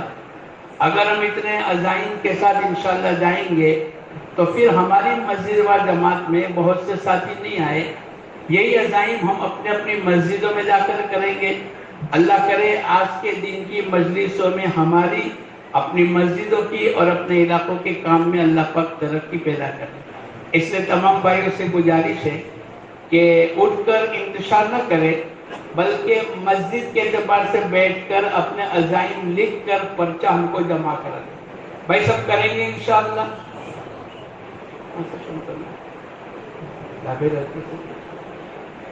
بھائی ڈابے حلقے کے ساتھی ذرا کھڑے ہو جائیں، جو بھی ہیں آپ لوگ کھڑے ہو جائیں۔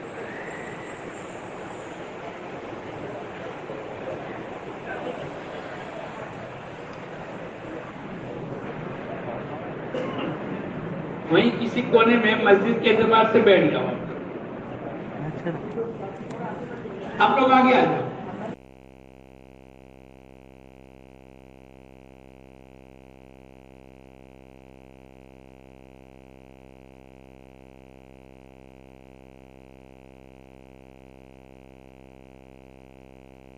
ہاں